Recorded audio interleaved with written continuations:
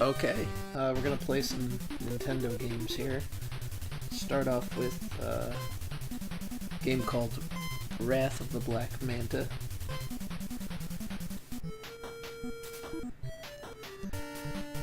And we'll get started. As soon as my controller decides to work, of course.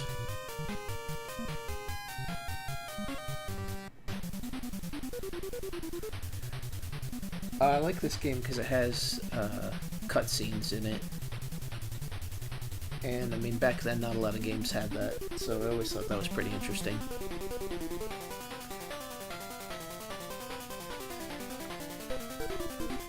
So, children are disappearing, and who do they call to solve this problem? I like that, you know, for one, they call up a ninja to solve the problem, and two, in the middle of the night, he's dressed up in his ninja garb. But I guess that's video game logic for you. It's Mr. Miyagi there in the shadows, apparently.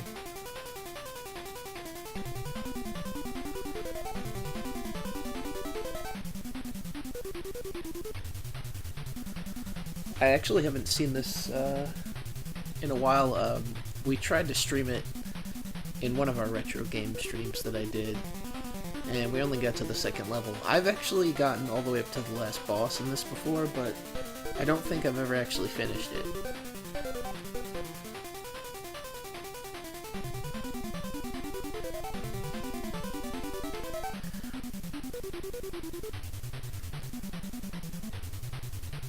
Please send help. We have been kidnapped.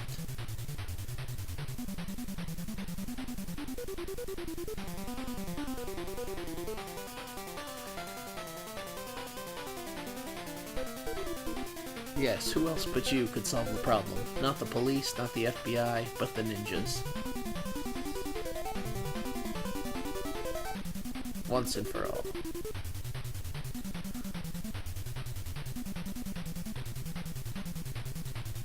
May the force of eternal wisdom be your guide. I was expecting to say, may the force be with you. So, I forgot how this works exactly. You can use the different arts depending on which way you charge your ability. Let me just get a handle on what to do here. Alright. Okay, so charging your attack while standing still creates the shadow ability. How do you go down? Okay.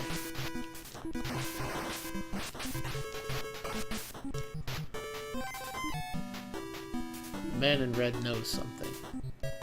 I guess he's supposed to be the man in red, even though it looks like he's wearing brown.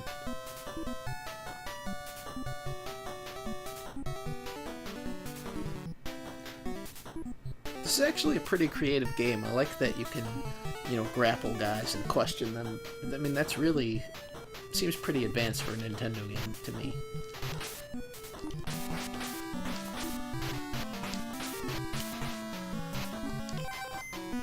Shoot at the underground wall and a hidden door will appear. Not sure which wall they're talking about. Could be this one? It's been so long since I've played, but... okay, there we go. Yeah. Increases your power. So you do want to find the secrets in this game because it can be pretty helpful, from what I recall.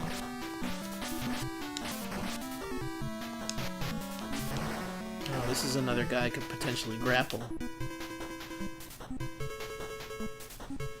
What an ugly mug. He looks kind of like Moe from The Simpsons if The Simpsons characters were more human-like.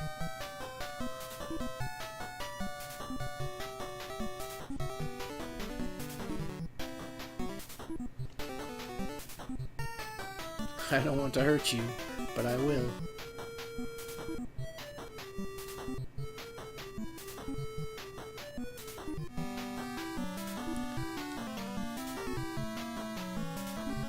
That's what we're trying to find out. I don't know, I just follow orders. You know who else did that? Nazis.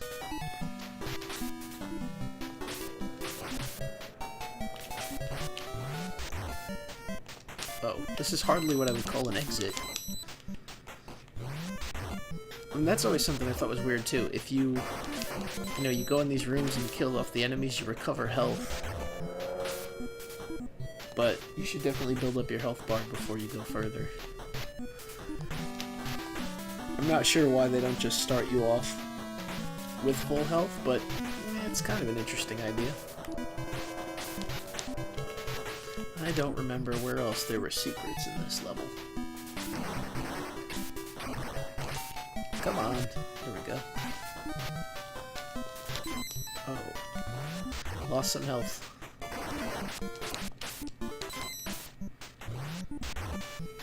Seem to have got it back, so it's alright. Another red guy.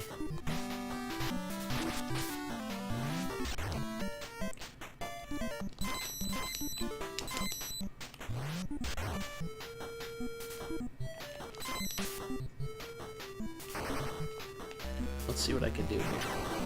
Oh. He just jumps right on you. That's so stupid.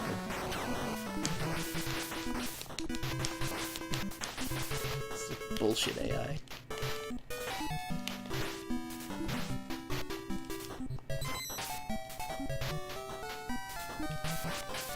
Let's see. Can't jump high enough. Come on, man in red. Die. Can I go in the hole? No. Okay, there's some life recovery.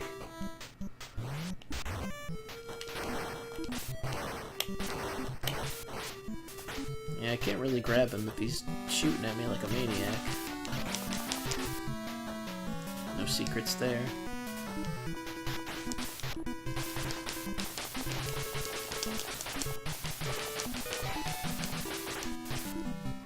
Guess not in there either.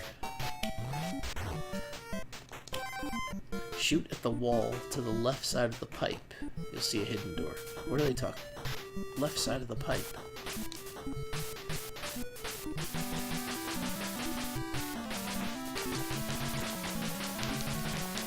I don't think they're talking about this. And if they are... Oh wait, there we go. It's just more power extension.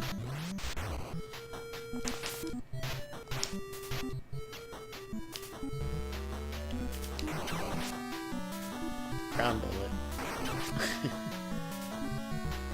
Just like throwing a little booger at them or something.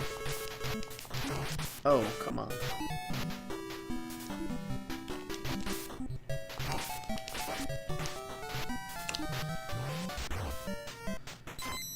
You know, I'd probably be a more threatening ninja if I wasn't wearing purple.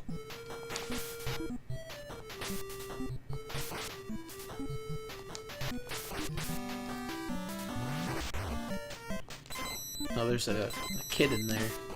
It's one of the kidnapped kids.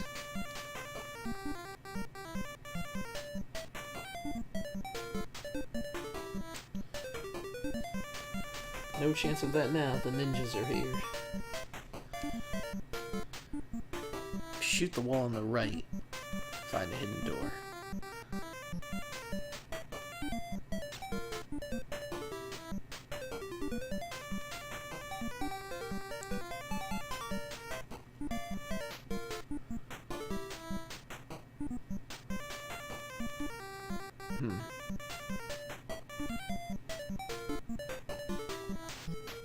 Okay, so there's another secret we gotta get here. Just not sure what he's talking about exactly. There we go. Eventually, it works, even if it seems like it's not going to at first.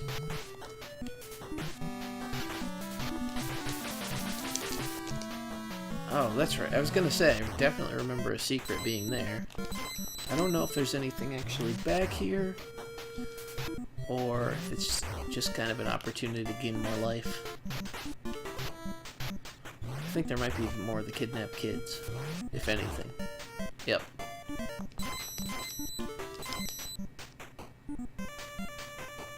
I like how he looks exactly the same as the last kid.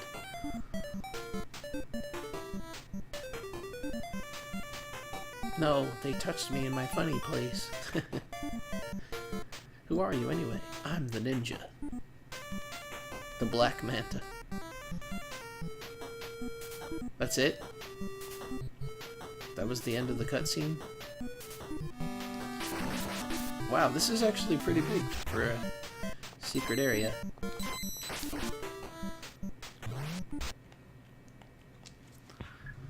Hello? Hello? Can you hear me? Yeah, I guess Okay. I can do this. Well, I don't know where I am. Still the first level. Yeah, I got, because I've been finding all the secret areas. I don't remember how the hell to get up there. I guess I'll just go out.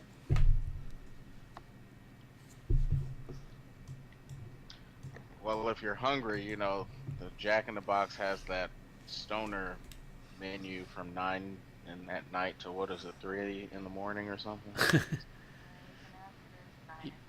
You don't use drugs, do you? Oh, we're getting one of those anti-drug messages now. Yeah, winners don't use drugs. That's right. I forgot to insert that in there. Don't let anyone get you started on drugs. They're a dead end. That's great advice from a ninja. Well, and that looks like a dead end to me, so this metaphor is working out just fine. Okay, I think this is the way out. I just gotta... Apparently I'm killing people of color, which is just all kinds of problematic. You know, I was watching a Let's Play from our favorite progressive LPer, and he actually used that word problematic, but it was something that was actually problematic. And I can see the mouse cursor. Oh, really? Yeah. Huh.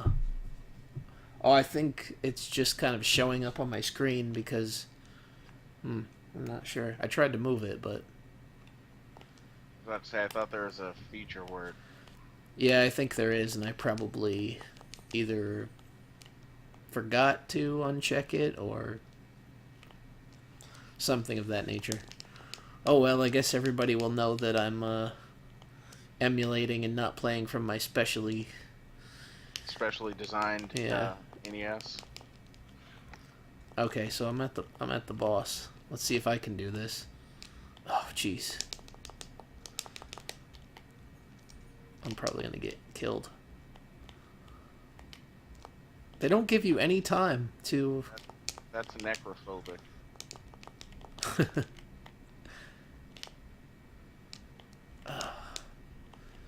Come on, big guy.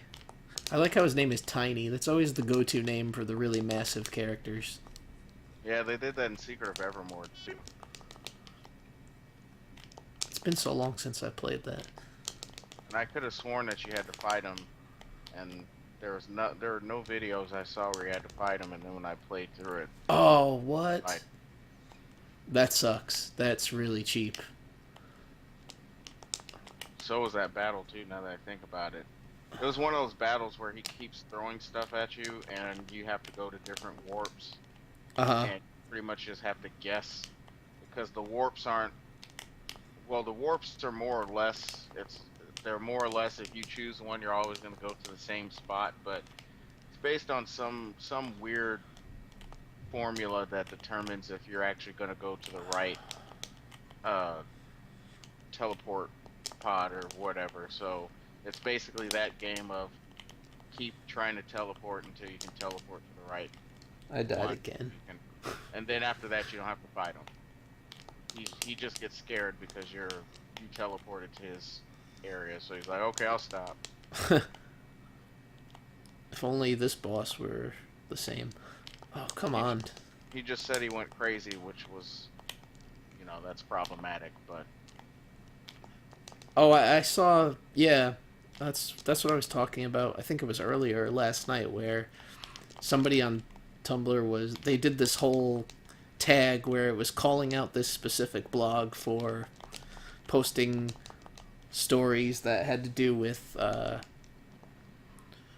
child rape and mental illness, but it was like a horror blog, and they're like, why are they trying to pass these stories off as horror?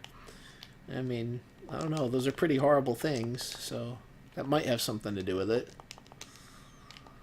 Or like you can't use mental illness as a plot device for the reason why the antagonist is, behaving badly, because nobody that's mentally ill ever does anything bad. I guess they don't want to play Final Fantasy VI then. That actually was kind of a letdown. I was just hoping he was crazy just to be crazy and not or he wasn't experimented on, and the experiment is what led him to go off the deep end. My theory was not only was he experimented on, but Sid touched him in a funny place or something. But then that that's a combination of the child rape and mental illness, which would be ultra problematic. I don't even know where to be triggered on that one.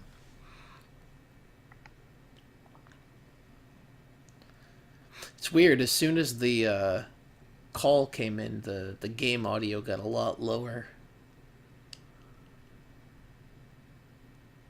I guess maybe it's your machine is, I don't know, maybe it's so advanced that it just knows to mute calls, because I think I have something does that, where it asks me if I want to. If I go into the settings, it'll ask me if I want to lower the volume by like 80% or by 20% if I ever get a Skype call. I like how they specifically specify in this cutscene here after the boss that they're gonna patch up Tiny and send him back to headquarters. Like he's still okay. You didn't kill him. Right. He didn't fall and never get up. He's just... Wait, what? Oh, that's right. The green guys. Well, game over. I was trying to kill the wrong guys. He's just wounded. I get to get up. I have 4 credits worth of getting up. This game's pretty harsh. You lose all of your power-ups when you die. At least it's not like the first Game Boy Castlevania where one hit makes you lose all of your powers. Oh wow, that's rough. Oh, my magic carpet right here. Is that cultural appropriation? Probably, but I'm not sure for which country, because it's supposed to be a Japanese ninja, I guess. I don't even know if he's Japanese. He could be American. I mean, we did start in the U.S., New York to be exact, I think. Well, it's always about America, even for these Japanese games. I think we're in Japan now, because they said they were running to Japan because Ninja are there. Sort of like how Final Fight starts off in Metro City and then it ends in Japan. Or Final Fight 2. Oh, yeah. I really don't understand the last boss in that game. I don't either. I just know that apparently you have to travel the world to defeat the Mad Gear Gang. I didn't know they were going international like that, but maybe they franchised out or something like that. They got some investors who had a minimum net worth of $400K in liquid assets and made them go into legal agreements. Organized crime and legal agreements make a lot of sense, but they make these covenants all the time nevertheless. I'm trying to remember if there's any secret doors. Could really use the health. But health is ableist because not everybody's healthy, so... Yeah, like there's that person that was mad and saying that, or somebody was saying that people act like, being thin is a privilege when you actually have to work hard to be thin by eating right and exercising and staying healthy. And somebody replied and said, "No, it's privilege," and something to the effect of, you have to work hard, or you have to work hard for privilege or something like that. It didn't make any sense. Okay then. Basically saying that even if you work hard, you're still privileged.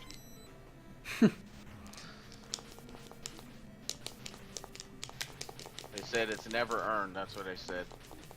The point of privilege is that it is never earned. That's the rule. Class privilege, white privilege, whatever privilege. It's never earned. Oh wow. I don't care how many hours you spend at the gym, how many carrots you eat, or how much cake you turn down. Thin privilege, just like other privilege, is never ever, italicized, ever earned. Wow.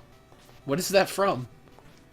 That's from everybody's favorite source or second favorite source, I guess, for knowledge, Tumblr.com. Because Quora claims to be the best source for knowledge. I don't know if you know that, but a website, Quora.com, is apparently the best source for knowledge. I don't think I've ever even heard of that one. It could, if it weren't for the fact of how it was set up and who created it, it could have easily devolved into 4chan, because it's a Q&A site like the Stack Exchange sites, but there are questions like, how do you fall in love, or how do you have true love, or something like that. But remember, this is the best source for knowledge. Because that's really something that somebody else can quantify for you. That doesn't stop them from trying and selecting an answer that they think is correct and having people up or down vote questions or answers. Go forward, then go up. There's a hidden room on your left. Where? How is there? Going forward, is that some kind of a progressive thing? That's what it sounds like. There should be a bumper sticker or something.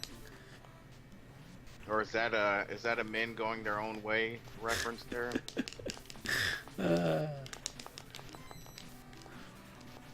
didn't realize that was a thing when I was trying to find the Dragon Ball episode that had the similar episode title. I got like 2 Dragon Ball results, and then the rest were all like men or articles and such about men going their own way. Wow. Like, why is this real? I feel like that one of those last episodes of Parks and Recreation where I want to tell them this thing doesn't exist, because they were making fun of men's rights activists, and the main character gets mad and she tells them to stop talking because they're not even relevant.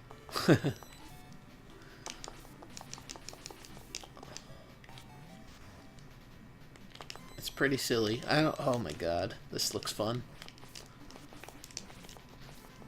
Is this some kind of cultural appropriation?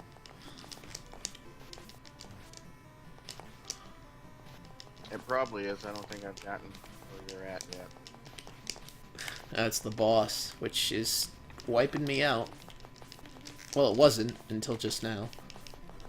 Oh, I got it. Whew. That was rough. So you're not supposed to kill the green ones?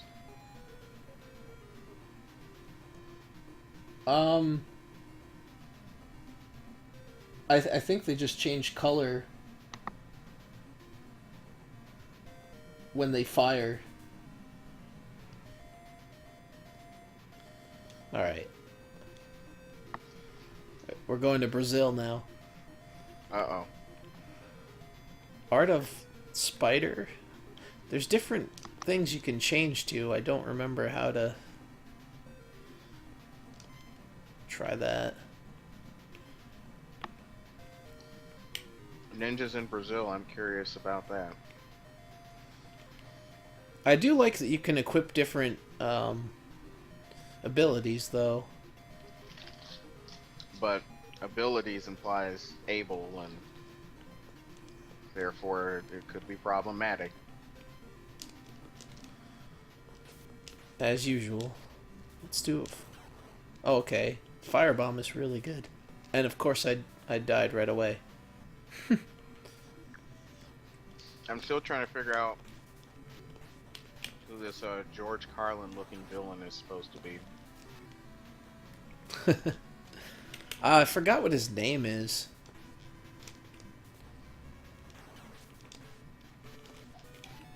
It's been a really long time since I played this, and also I think this game was a lot different than the Japanese version of it. I wouldn't be surprised. It feels like that might be the case. Like They made weird changes. um, I think this Magic- was called Ninja Cop Saizo or something like that. yeah, Oh my god, is this real? Why am I dying? I think I took the wrong ability with me. I'm still not really sure why he has to go to January River, Brazil. Oh, wow. I I'm guess not- I'm... not- Yeah, I I'm not don't sure know. what the plot device there is. This is pathetic. I'm losing all of my lives. How come that ability doesn't hit him? Wonder if I can change. What should I use? Shadow?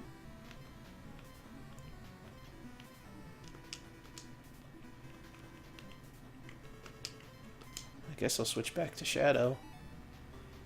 Okay, that was not the right guy.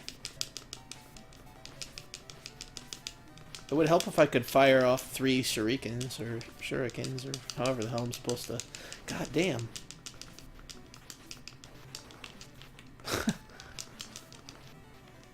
Okay, I must be doing something wrong. But I'm not quite sure what that something is.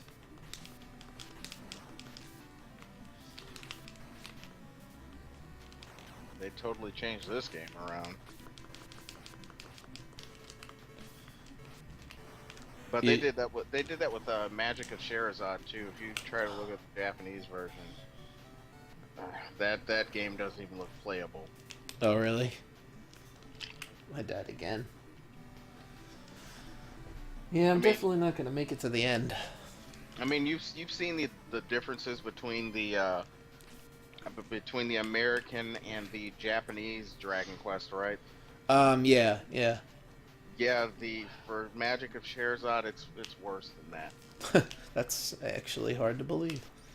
You can't even tell what some things are on the screen, and there's a lot less direction, and it's not as well polished as when it came to the U.S. That's for sure.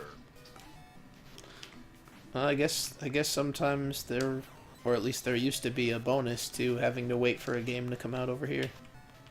Yeah, that bonus is now something that you have to pay for in the form of downloadable content.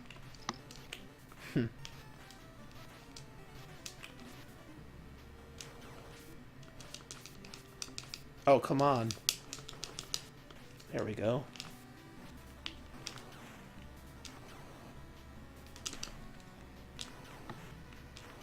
I really don't like That- these flying parts. That jump was terrible. Yeah, I was doing really bad on that part. The stream is a little bit lagged because I'm actually got the carpet attached to my back again. Well, yeah, when you said flying part, I figured it was pretty behind. YouTube really needs to step up their streaming if they're planning to compete with Twitch. Which is some announcement they made not too long ago, but apparently they haven't done anything to make good on it. I heard about the announcement, but I will believe it when I see it. I like how all the kids you rescue in this game look like they're out of like the 1970s or something. And everybody knows the ninja craze was in the 80s. so they should have had mullets instead.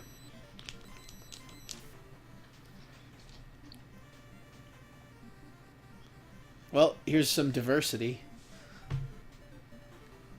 I guess you'll see when I get to the room. But definitely yet another 70s vibe. Wait, go out and shoot. Go out and shoot at the pillar. These secrets are really annoying. I don't think there is a pillar here. You gotta love these cryptic messages. Kids are trapped in the first storage room. Go out and shoot. Yeah, I know. Go out and shoot at the right pillar. There is no pillar. There's a wall.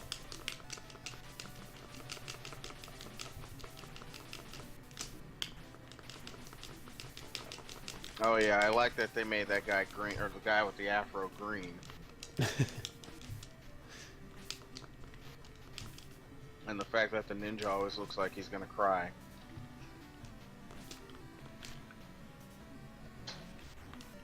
Yeah, I didn't see what pillar he was talking about either. Because to me, that's a wall. Or just the grapple cannot work and I can get killed. Maybe we just don't understand. You know, words apparently don't have to have set meanings, yeah. Oh, apparently some dictionaries have been changing the definition of sexism to be more geared towards women. So yeah, I guess I read that. Yeah. I guess the dictionary is going to be an acceptable reference now. It won't be a tool of the patriarchy.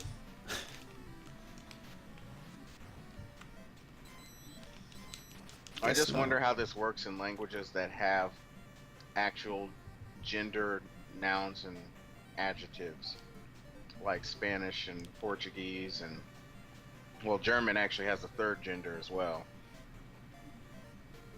Oh, everybody from Tumblr should move there. They'll be much happier. No, they might be offended because the third gender is typically called, I think it's called neuter. I know in Greek it's neutral or neuter. I've heard that. I just didn't know which language or culture it belonged to. And but researching that would be appropriating it, so I stayed away. But I do know in German the word for child is considered a neuter noun, so they will be happy to know that children are not gendered. They're not forcing their gender roles on the children yet. Because children are a blank slate. I think it's the same in Greek too. I just assume that's more to do with the fact that they don't, you know, when you say child, you could be referring to a male or a female child. And if you really wanted to be specific, you can use boy or girl, because right. I know Portuguese has a couple of different words for child, but the most common one that I've read is actually a feminine noun, even though it refers to both male and female children.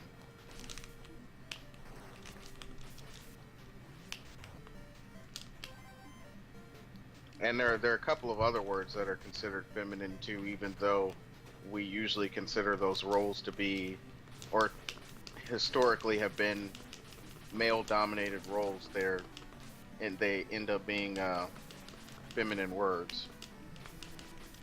Like the word for person is actually feminine. Oh, really? Yep.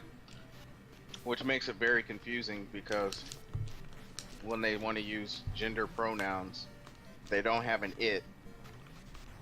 So it's either he or she if you translate it literally. So you have to realize, are they saying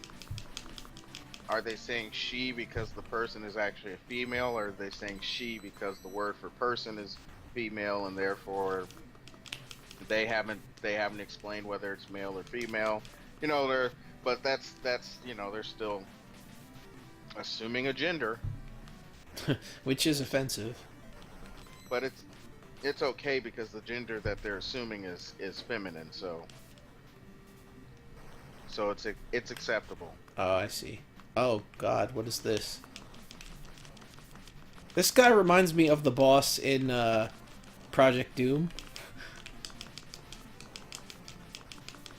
What is that game? Vice or something? Or Yeah, Vice Project. yeah, Oh, the second boss that always kicks my ass. you're the second person that just calls that game Vice, even though the full name is Vice Project Doom. Oh my God, I'm getting my ass completely destroyed here. Okay. Yeah, the second boss in that, it reminds me of that. I can never win that battle. I mean, I've only tried a handful of times, so maybe I'd get it eventually, but... Wow. Well, that was embarrassing.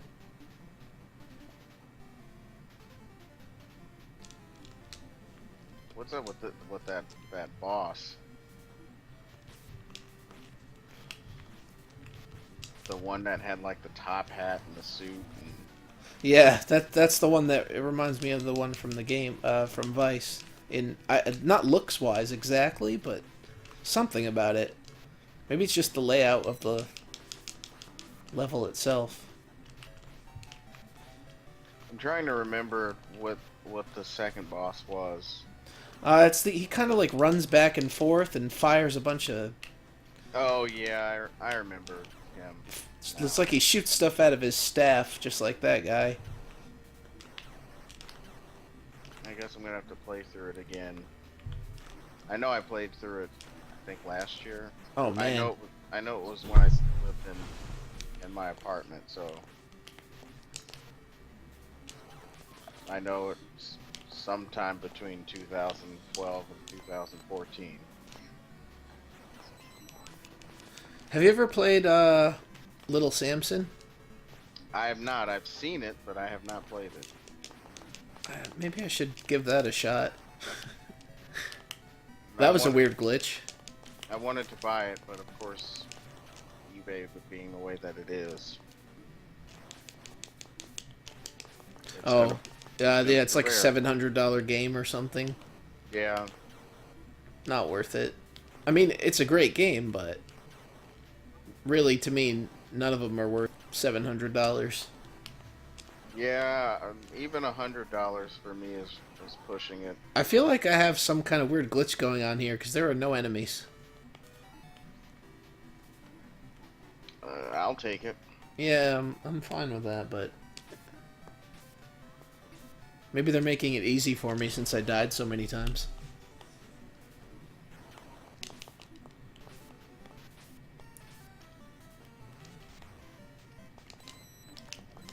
Well, you can't use proof because evidence is a tool of the white man or something or other. I wonder what that means for whenever, Jonathan McIntosh makes a tweet.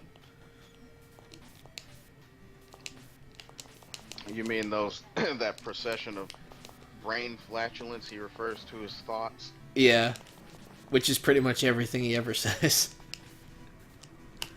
I just can't believe that that's a real person.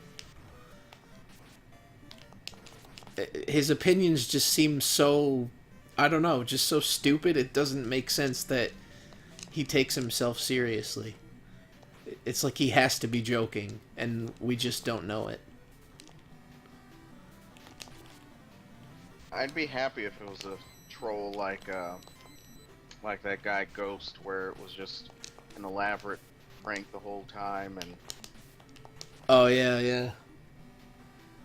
but unfortunately, I don't think that it is. Probably not. I find it interesting because, of course, as I've mentioned and opined on before, I felt like I grew up with a lot of proto SJWs and third wave feminists in my younger days, and I don't know, it's weird to describe, but I find it interesting that despite the fact that they clearly are trying to present themselves as being at odds with men, they always seem to have these group of men. I'm not about to go and label them beta males or whatever the in vogue thing is to do with men like that, but they have these group of men who they meet, through whatever social functions or whatever, and they seem to always kind of cling to them, or they seem to always rely on them to collaborate or help whatever narrative, or apparently, as some people may argue, have them be really the person behind the scenes who's really pulling all the strings. And to me, it doesn't make sense, because they keep pushing this narrative of men are horrible, and I mean, like those quotes I saw yesterday where somebody was saying that a woman having an orgasm is just another tool of the patriarchy. I feel like, yeah, did you show me that or something?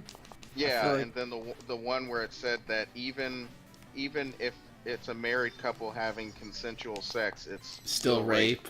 Yeah. That's like some Matt Binder stuff right there. But and the sad thing is, I'm at the point where I'm not even surprised about what I read.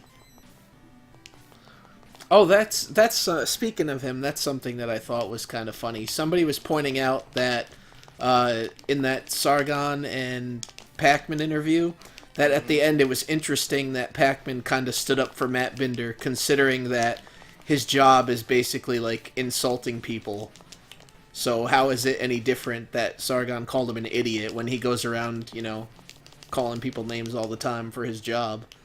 And he thinks that right wing is right. An insult. Yeah, it's like I told them, for a fun game, try out going through his tweets and see how many times you see the word right winger used as an insult, because it's pretty much everyone. That and the other cool one is MRA, which that doesn't mean anything to me. Oh, the Voodoo Warrior. And Gator is now one that I see, which...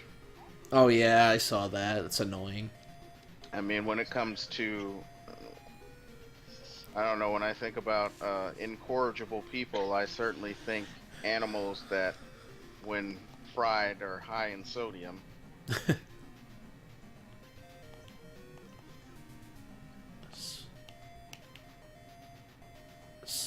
I don't even know what I'm supposed to use.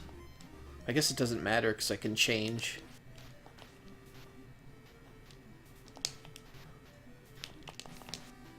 Uh-oh. Well, that was great. How did this... Who thought that was a good design idea? Whoever read Marvel.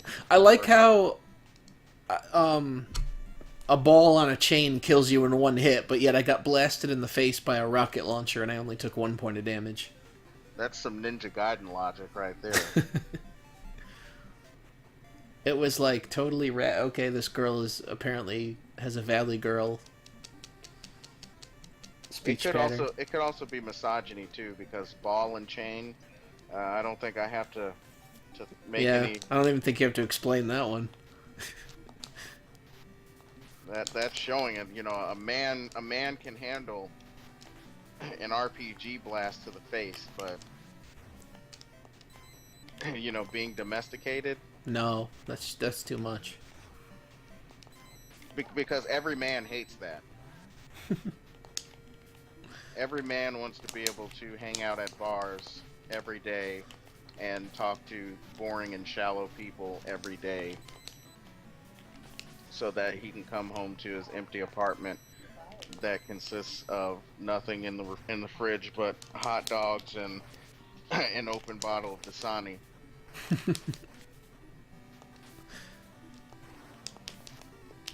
Oh, that was weird. I just grabbed a guy through the wall.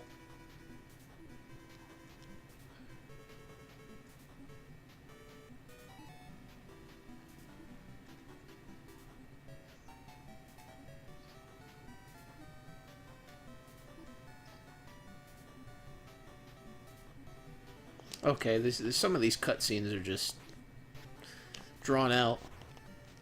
I mean, I like how you can grab onto certain enemies and get information from them, but at the same time, they kind of just make it last way too long. I will say that's a unique feature. I haven't really seen anything like that. Yeah, it's almost like Metal Gear Solid before Metal Gear Solid.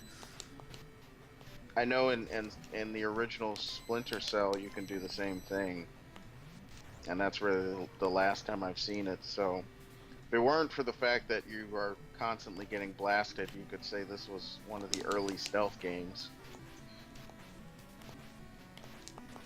Yeah, it seems like one of the starts to it. Okay, seeing this person on the show reminded me of some point I was going to make in an IF update I wrote a long time ago. Oh, what's that? I don't remember why I was thinking about it. I know I was going to use it to make some point, but I remember in passing in one update making a complaint about, oh, I think it was called like get equipped with double standards or something. And this was 2006, so this was well before the hype train of let's bash third wave feminism. This was when I felt like I was the only voice who spoke out against what was turning into third wave feminism back in 2005, 2006. Right.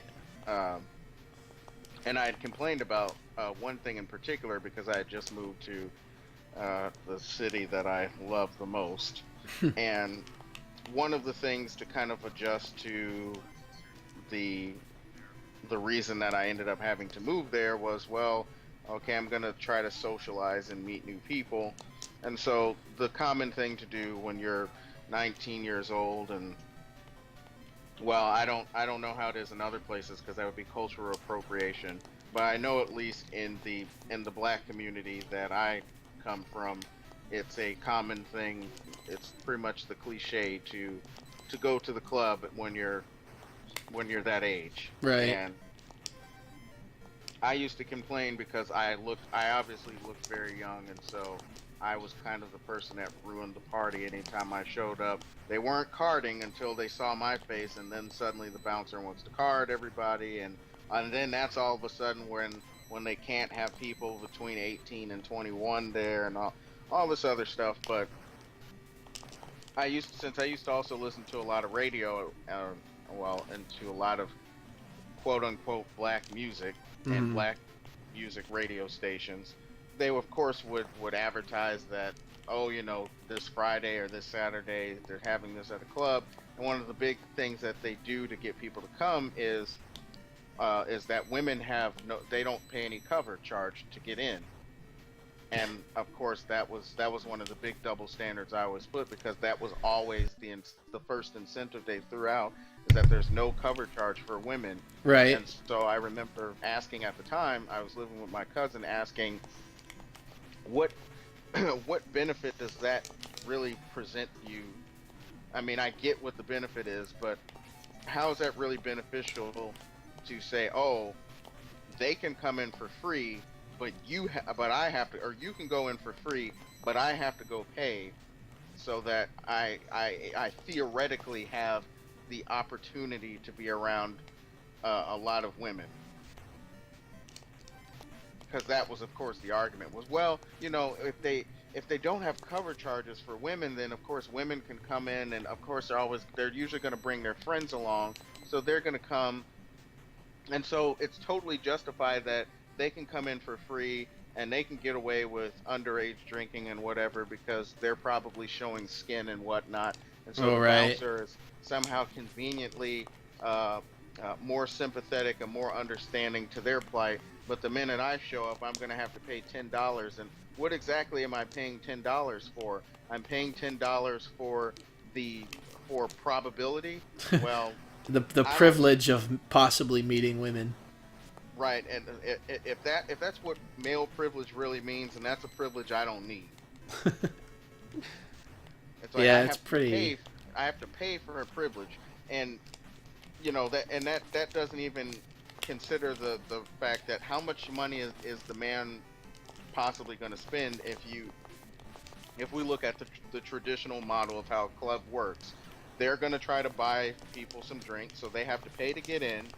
They have to pay for the drinks. Yep. You know, they're and a cover charge is nothing more than merely saying we will allow you to walk in here if you pay this much money. So you're not getting a service in return, because obviously they couldn't advertise the service of there's going to be a lot of women you can meet, because then you might deal with some borderline prostitution issues, and so they're never going to bring that up. So Yeah. they can't provide that for an exchange. So you have to pay to get in, then you have to pay to have a drink, because all they're going to have is alcohol. Or if they have like a Coke, you still have to pay for it, and it's overpriced anyway. $5 for a Coke, yeah. Or as one movie said, $8. I think it was 8. I don't remember. I have to watch all 3 movies again just so I can remember. But but I thought the whole thing about that is I thought that it was silly. I said, well, why not just make it an incentive where the cover charge is lower for everybody, or better yet, there's no cover charge, because why am I paying a cover charge to go to an overcrowded room full of obnoxious people with all kinds of perfume and cigarette smoke and cologne and BO and must and all this other stuff that personally for me gives me an instant headache. Like it's not me being hyperbolic or me being overly sensitive. I literally do get a headache. Yeah, I know what you mean. And then you have all these flashing lights and all of these, you have all these shallow conversations that I never like to have. Like I doubt I'm ever going to go to a club and discuss the dynamics of the Jamaican caste system as it applies to the racial dynamics of blacks in Jamaica. That's probably not going to be a conversation I'm going to have in a club. So excuse me if I think I'm wasting my money on something that I don't see could be intellectually engaging or enthralling in any way. Y'all, what you're telling me is I'm paying $10 for the possibility that some woman is going to grind on my crotch, and Yeah, and that's to be ridiculous. quite honest, if all I care about, because in college my friends used to constantly remind me, so I'll just say this: if I wanted to, I can ejaculate without having to spend $10 to go to a club. There are ways you can do that for free for those of you that don't know. I guess that's a fair point. Oh. Because that's what they say while I was dancing, but I was coming a lot, and usually when you dance, I don't think the objective is to ejaculate. That call me old-fashioned, but yeah, come on now, that's just stupid. But when I look in the dictionary, of course, the dictionary is just a tool of the patriarchy, so who knows? But dance and sexual stimulation usually weren't synonyms, or no, they weren't synonymous. But I don't recall that ever being a thing, but whatever. Oh, the Facebook genders thing. Yeah, you know what? That the whole 2 genders thing, that's pretty much how I feel about it. Like, there's 2. And the thing that's funny about that is they'll be like, "Oh, there's no such thing as gender roles," but yet they feel the need to create all these different genders to describe them, when really couldn't they just be a male or female but yet not fall into the stereotypical idea of what one is? It doesn't make sense. And then as far as Facebook, that reminds me of that thing you sent me yesterday that describes that, what was it? Some kind of application or something that crazy guy wrote? Yeah, it's a JavaScript application, which means it's nothing. And it was apparently PHP too, but it was some kind of Facebook app that would basically it was essentially an echo chamber. It eased any concerns that one might have about there only being a limited number of genders, and so if you felt that Facebook was limiting in terms of the types of gender options they had available, well, this guy he wasted his time writing an app, which I can't remember what his page is anymore, but if I remember something to the effect of him saying he only likes to work on projects that he feels will save the world or are very cool. So this is apparently saving the world. This is the Jonathan McIntosh caliber heroics that he will in 5 years be talking about how this is a classic uh, archetype of good versus evil, and he will use this, and it will somehow mess with his mind because it didn't require any violence to conquer. It just required good old fashioned stupidity and knowledge of mediocre programming languages to accomplish. But then that brings up another thing.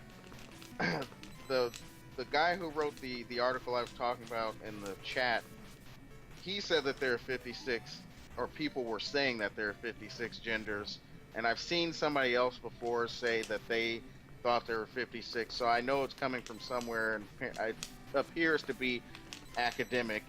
Oh, really? Based on whatever that means anymore. How did they come to this conclusion? The PhD process is an interesting game, and you need something to make yourself to build a reputation for yourself. And the fact that they have gender studies, well, not gender studies, really women's studies departments that are apparently doing something. But I mean, 56, really? That's extremely Not only is it excessive, but it seems like such an odd number to choose. Exactly, and that's why I'm saying it's arbitrary.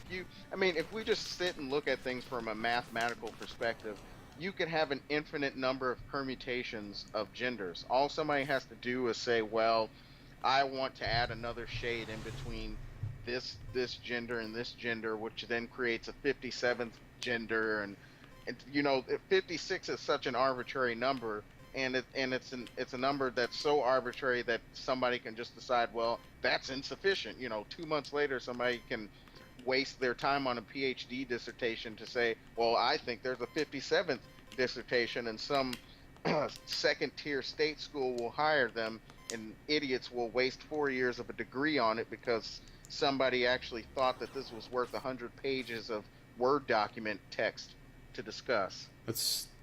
And even worse, either some private school's governing PhD committee or some state will have wasted tax dollars so that somebody can make the argument that there is now not an odd number, or not an even number, but rather an odd number.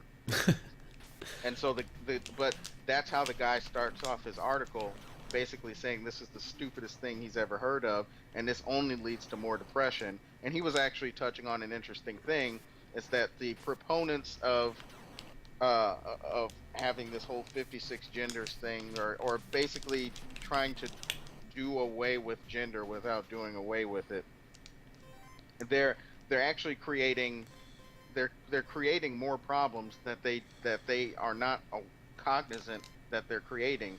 He's saying by them doing this opens the door for people to not understand what they really want to be. If they thought, well, I'm a male, but I really feel like I'm a female, then, but if there's 56, then they could say, well, I don't know if I'm this or if I'm that or what I actually fit into. And he says, he went and presented the research that says there's no biological basis for transgender. It's purely psychological. Right. And it's a dysphoria. It's somebody that's not happy with the way that person is. And there's nothing biological about being transgender. Being transsexual is a separate thing altogether. But transgender is nothing biological. It's purely psychological. And so when these people then create these other genders, and then these people it confuses these other people, it leads to depression and suicide. And that's why he said, well, he told his doctor how he had felt, and so his doctor immediately said that he should go through a transition surgery and he should become a woman. And then 8 years later he reverted back to it because he said after a few years he thought it was great, but then he started getting really depressed and suicidal. Right. So that's the big thing that people never present, or they never discuss. They never discuss how detrimental it is to somebody, or how many people are not satisfied after the transition. Well, I guess apparently the new thing is just to, you know, not hurt anybody's feelings, even if enabling them means doing more harm than good. Because for some reason, being offended is now like the worst thing that can ever happen to you in life. But the funny thing is, I hate to keep going back, but everything going on now really fits back to my time in high school. But back in those days, I would have been the person that would have been oversensitive or hypersensitive because everybody always wanted to make these stupid snide comments, and they could get away with it because there weren't enough people that would be on my side to defend me. They would Right. you know, it's it's a little it's a lot how it's very similar to how people view a lot of men now, or a lot of women or feminists view men now, where they say, well, this isn't really the issue. The evidence shows this. They'll look at a man and they'll read that and they'll say, well, I don't want to hear anything about evidence because that's just something that you're saying to hold me back or whatever. I kind of see where that comes from, and in a way that would have been, well, that wouldn't have been me because I would have been the person that says the evidence shows actually this, that, and the other, and you're totally ignoring it. But Right. let's put that aside. But I would be the one that was offended because I usually played the role of the token black guy, and it was a role I never wanted to play and didn't enjoy playing, and went out of my way the minute I turned 18 to not have to play that role anymore. I mean, I could definitely see where that would be obnoxious after a while. But whenever I would bring up that somebody's saying something that is at best insensitive, and it's insensitive because they have no idea what they're talking about, to be quite honest. Look, these are people who have only seen black people on TV until I got to high school, so they don't know what they're talking about. Plus they're 17-year-old kids who get everything handed to them, and they can do whatever they want and spend thousands of dollars to go to Europe to do nothing. Whereas I had to do things like work to get money. They didn't have to do that, and so. But they would always say, well, you're just being oversensitive, and that's just how you people are. You guys are always sensitive, and you're always pulling the race card and everything like that. And so it's interesting how that has now changed to, now that I'm so used to it, I'm like, okay, I'm not even offended anymore. But the minute they got offended about something, It actually supposed to matter. right, it was the worst thing ever. And now, as the older they get, the more more terrible it is that they get offended about things. Well, It's and like, that and they're getting offended on behalf of other people, and then like I'll notice for the most part when those other people actually speak up, they're just like, this isn't even an issue. Like, why are you speaking for me? And then those people get blocked.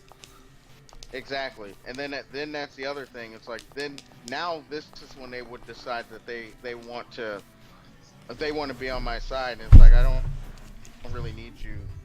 I don't need your approval. I don't need your endorsement. And I'm it's kind of ironic also that they would, that they would go around using the whole like, oh, race card terminology, but that's exactly what they're doing now, but in the real sense.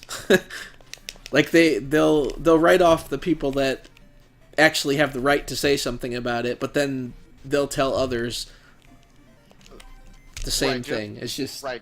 Just because they don't fit the narrative, and that that's just something that drives me crazy, because that's inevitably what would happen. And I'm not speaking in race in one specific case, but they used to make a lot of assumptions about me just because I was around them. So they figured that I was a certain type of person that I wasn't. And so it was funny, because I still talk to some of those people throughout the years. And so it was funny when, I had more or less started growing up and started having my own life, where You know, if they want to be part of it, okay. If they don't, okay, that's cool too. And it would, Oh. it floors me how much they or how presumptuous they are about certain things. Yeah. And so when I now that I don't fit that narrative anymore, it's just better whenever I make complaints or whenever I try to make a point. It's just better just to not even acknowledge anything that I said and just go ahead and move past that and ignore me altogether. Because what they were hoping, oh, that I would side with them, and then it was, oh no, no, I'm not going to side with you. If that person wants to say something idiotic, that person has the right to say something idiotic, and I'm not really losing out by that person saying something. Yeah. Like there were people that were getting offended for me because there are certain areas of the state that I don't really go to because I get a clear feeling when I go there that I'm not welcome there. And they're like, I can't believe that that's still happening. And I'm like, I can. It's not really that serious.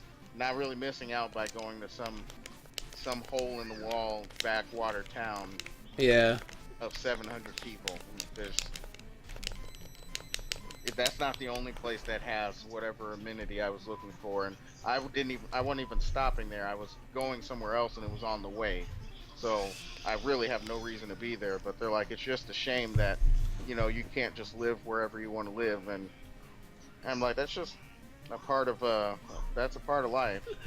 I screwed up because You what you what didn't happened was, you didn't enroll in the Piccolo School of Training. yeah, not only that, but I was supposed to have the invisibility art equipped, and I unequipped it when I was at the last boss because you need 4 damaging arts. And apparently, when you're in the boss room, you just can't rearrange your skills. So I got screwed and lost to the robots. I would have won if I had the invisibility equipped. So there goes that. That was a good try. I think I'm going to be moving on to something else, though. Are you even at the close to the end? It's 5 levels, right? Yeah, I was at the last boss just before, No. and he killed me. Because you have to use 4 different arts in a specific order, but I almost got there and then I died. Oh, it's like that Mega Man Day in the Limelight. That's how the final bosses are. Yeah, I don't even know what the order is. I was just winging it, and I screwed up. Well, Taito may make certain games, but this is no Lufia. I actually only played the second one a really long time ago, and I remember I was in some dungeon that had like these color-coded boxes. That is the dungeon that was swapped in my version.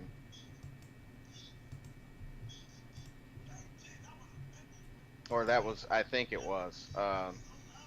There was a because you're not allowed, or cultural appropriation is inappropriate, right? So there was I think that same dungeon in the Japanese version, which I own because even back in 2001, Lufia 2 was overpriced on eBay, and so I bought the Japanese version for $40, and that dungeon required a knowledge of a certain Japanese game that I guess I should have known since it was in Super Mario Land 2, and it was I believe it was a boss in Mega Man X, Right. but I didn't piece those together. But eventually I did figure out the puzzle, but so I did eventually have to commit cultural appropriation because I actually had to ask some Japanese people in Japanese how to solve the stupid puzzle, and they didn't give me the right answer, but eventually I figured out how the game actually works, and so I said, oh well, let me just try this, and sure enough it worked. Let me see what this game is. It's another Super Mario hack. And I never got to show off the song that I did yesterday real quick. Oh, the Breath of Fire, or not Breath I of did Fire. Wow, I forgot what Final Fantasy. Yeah, the Final Fantasy 3 one. I was actually surprised how quickly it went. Because usually those things take a long time. Or the Breath of Fire one took a long time. And I'm still not happy with it, but the Final Fantasy one it came out pretty well, and it usually doesn't, because for the NES games they did a lot of weird stuff that I don't particularly like. Or they did a lot of weird effects that I guess they're okay, but I don't know. It's still probably not as bad as Konami, that likes to do random pitch changes, and that gets really, really bad. Oh. Yeah, it seems like a fun thing to do. To be quite honest though, the last time I looked at FamiTracker, I was lost. It's probably not as difficult as I feel like it is, but it looked overwhelming to me. Yeah, when I first started working with those, the first program I used was a DOS program. Once again, showing my age. It was called Nerd Tracker, and then I heard about FamiTracker, I don't know, maybe 2006 or 7. Oh wow! And I tried to use it in 2010 and 2011, and I just didn't get the hang of it. Chat jinxed me. He says, "Don't die," and of course, I died. I feel like Jinx is going to be the next offensive term. It's already the most offensive Pokemon, so. Oh yeah, I forgot that was the most offensive Pokemon.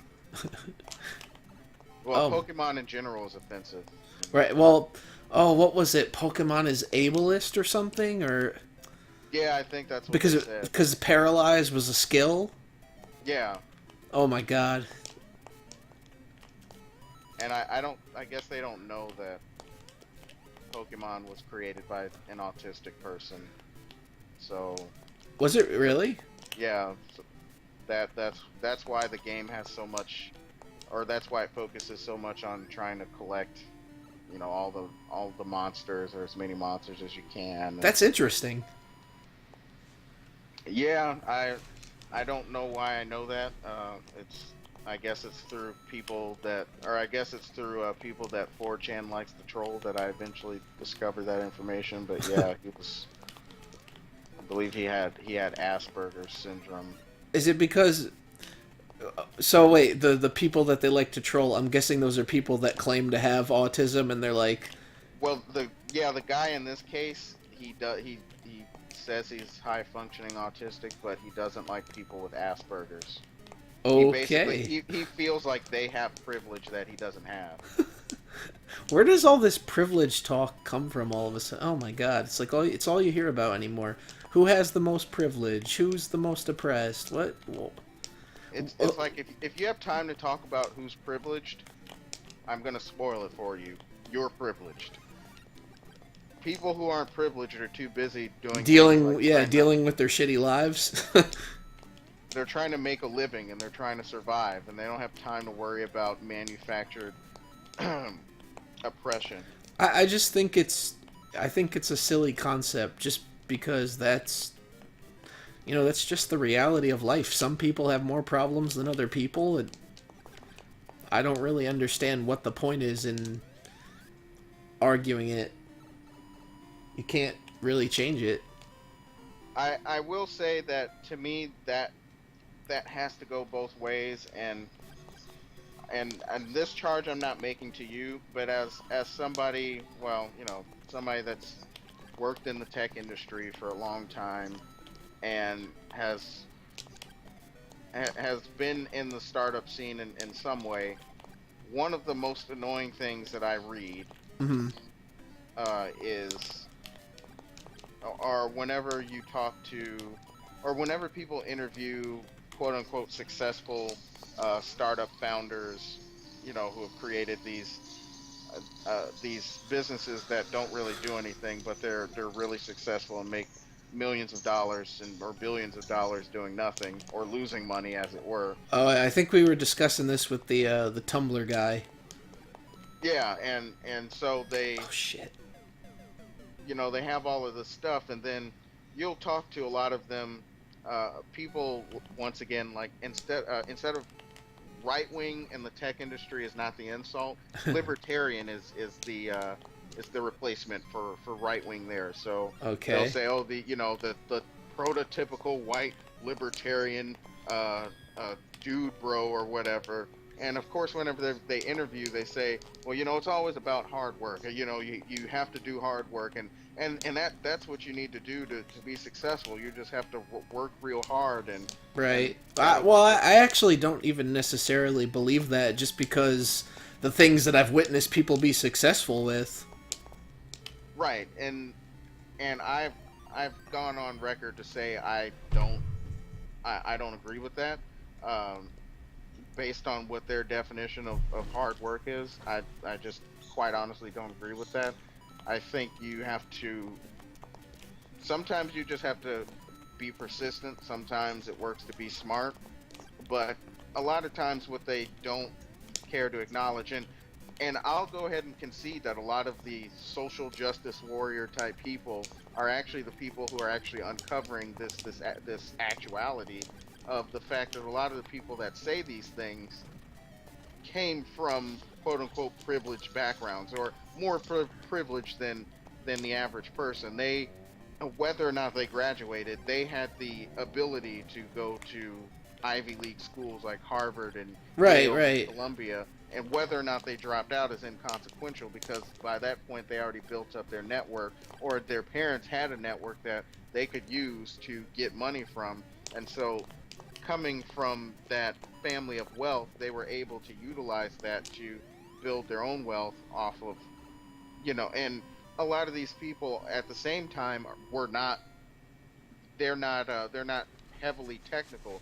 That's kind of the other thing they like to present it, but a lot of these people are what I would consider to be more business type people. They're not programmers, and that's not a bad thing that they're not, but they're not programmers. They're the type of person that is going to get a programmer to do their job, and apparently they know how to swindle them into believing that they're really doing something, and instead of them looking at it and saying, okay, you really are just trying to get me to work for free by offering me beer or turning a desk over, whatever that job ad had, Oh god, yeah, that was pretty or stupid.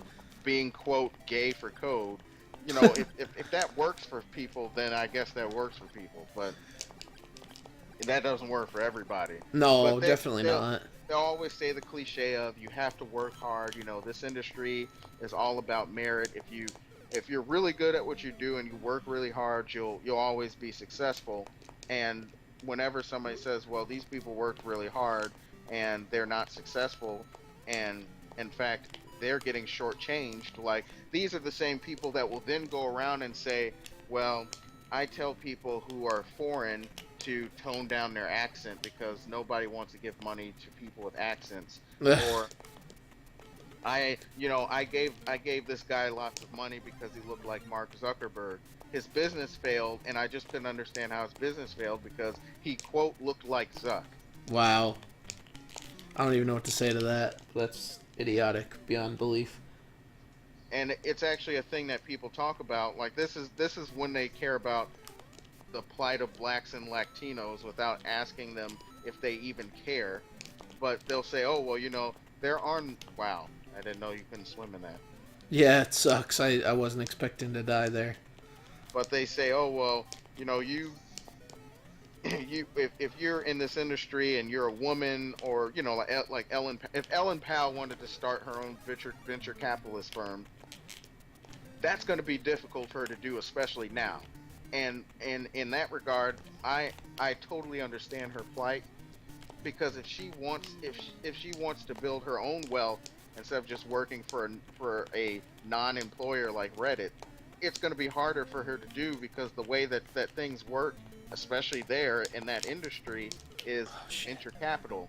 A venture capital is how you can get $5 million by saying you want to start a grilled cheese restaurant or however much. And then there was another one where they gave him, he was like 21 and he had like $20 million for a business that, well, for a business that has failed.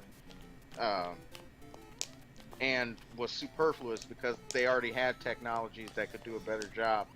He was trying to have a system of payment or a payment dollars, and everybody has to talk about what millennials are doing. I don't know why, but that's what they do. And they'll say, well, they don't have a lot, they don't carry cash on them. You know, they like to do everything electronically because they blindly believe technology will save them.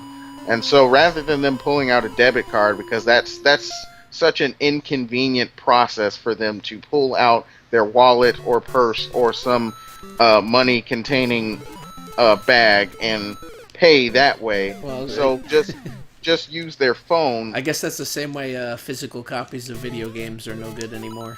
Right, when they're going to be obsolete and digital's the way to go. And so the idea was that you use your phone and it makes some kind of communication, or it sends data to the register to let the register know that, okay, the person is taking the money out of their account and they're going to apply it to the register. Right. And so you've done the payment through your phone. There are a lot of problems with that system. I feel like that's just opening up more and more ways for people to get their information stolen. Well, that's exactly the point. And the way he was trying to present his protocol for handling this communication was unnecessary because, one, you already have technology that can do that. Right. You have 3DS, and so I can tell you that there's a device, or there's a system on your 3DS that allows it to communicate with other devices that are close to it. And for whatever reason, he didn't want to use that. He wanted to create his own protocol, which is reinventing the wheel, which is a waste of money. But it generates a lot of hype in the tech industry. Of course. Reinventing the wheel 100% will do that, even though it's a complete waste of money. But they wanted to give this guy this money because, oh, he's a Stanford grad, he's 21 years old. Same thing with Snapchat. It was Right. the same process, and you know, that guy had a lot of things handed to him. The only difference is he was well aware of it and he acknowledged it. So and he even could continue. Right. But the problem with Snapchat is, Facebook was offering it $3 billion or however much, but Snapchat doesn't make any revenue. They I don't make any even money. understand what the point of things like Snapchat are. I really don't even know what it does. I'm out of the loop on this kind of stuff. I've heard people talking about it, and mostly what I've heard is from Reddit, people getting accidentally posting their naked photos publicly. So I can't say I think much of it from that alone. And the other thing is that there's a stereotype of how the startup founder should look, and that's where I will concede that the social justice warriors have identified that in that particular case, it is far too common to see the successful startup founder being a young white male. That's the way that it happens. What they don't... Yeah, I suppose that's true. What they don't do a good enough job at acknowledging is the fact that they are also rich and already came from a upper middle class background. Right. So they already had the connections. That's the part where they fail to really drive that point home, and they spend a lot of time complaining about privilege when the privilege is more economic, and race and age are mostly a consequence of the reality. They're not the cause of the reality. They are just associated with the reality. The reality is money, but the problem is that in the tech industry, that's what dominates, because the people who are investing in the money were in the same shoes as the people who are starting the companies, and so you have this endless cycle. And they'll go and they'll push nonsense about, oh, well, you should drop out of college because I dropped out of college, or like David Karp, well, I didn't even bother to go to college. My parents just gave me lots of money. They'll push this narrative when the reality of the matter is a lot of people can't do that. Parents just gave me a bunch of money. That's the Brianna Wu story. But Right. you know, Right, but you know, a lot of people they can't do what those people are doing. yeah, that's for sure. All those people, even Bill Gates is like, well, you know, I didn't go to college, but even he has been on record for saying I didn't go, but you should go. Yeah, because And- it's kind of like an exception to the rule situation. Right, and he already had the connections that he needed. Those people already had the network that they needed to get started, and this is something that even I'm figuring out. But the way I could possibly benefit from that is nothing like the way that they can benefit from it. Yeah. If I want to start my own business, I have to go do things the old-fashioned way, which actually makes me I'm actually okay with, because of the problem I have with that area of California, especially if we look at things like feminist frequency and whatnot. It's a hive mind, and they think that the way that it is there, that's just the only way. That's the Like world. they don't look at the rest of the world and say, well, you know, there are still places where starting a business requires you to have a good plan and a solid track record. You can't just go and make up some ridiculous idea and call it a startup. Right. Like I've told you about Stack Exchange. Well, now they have another branch of Stack Exchange that's for startups, and they proceeded to tell people on that site that a startup is defined by the fact that it's a small company, but it has plans to scale or for growth. Well, that should be any business, unless it's a business that is trying to market itself purely based on the fact that it doesn't want to grow. Because where I see that common is with restaurants. You'll have restaurants that will insist they want to follow a particular model. They don't want to grow. They want to be exactly where they're at. They might want to change their menu or change a couple of components of their restaurant, but they don't want to franchise out. And they might have a perfectly valid reason why they want to do that. They might be more interested in the emotional aspects of the business and say people are more interested if it's our location, whereas if we franchise, then we're watering down our business model that's made people like our restaurant.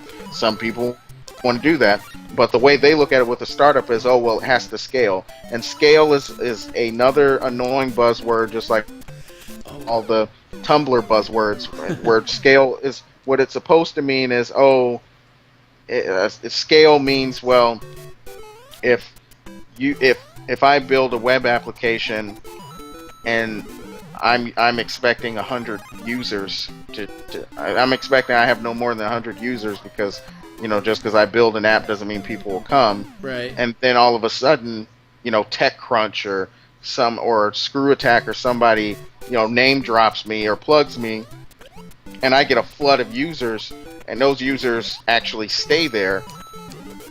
The issue then then it's a scale problem, because, oh, well, how do you deal with that? And the problem that quote unquote software engineers deal with on a non-game level is they'll try to worry about that problem before it ever exists, and you always have people say, don't worry about that problem until it exists.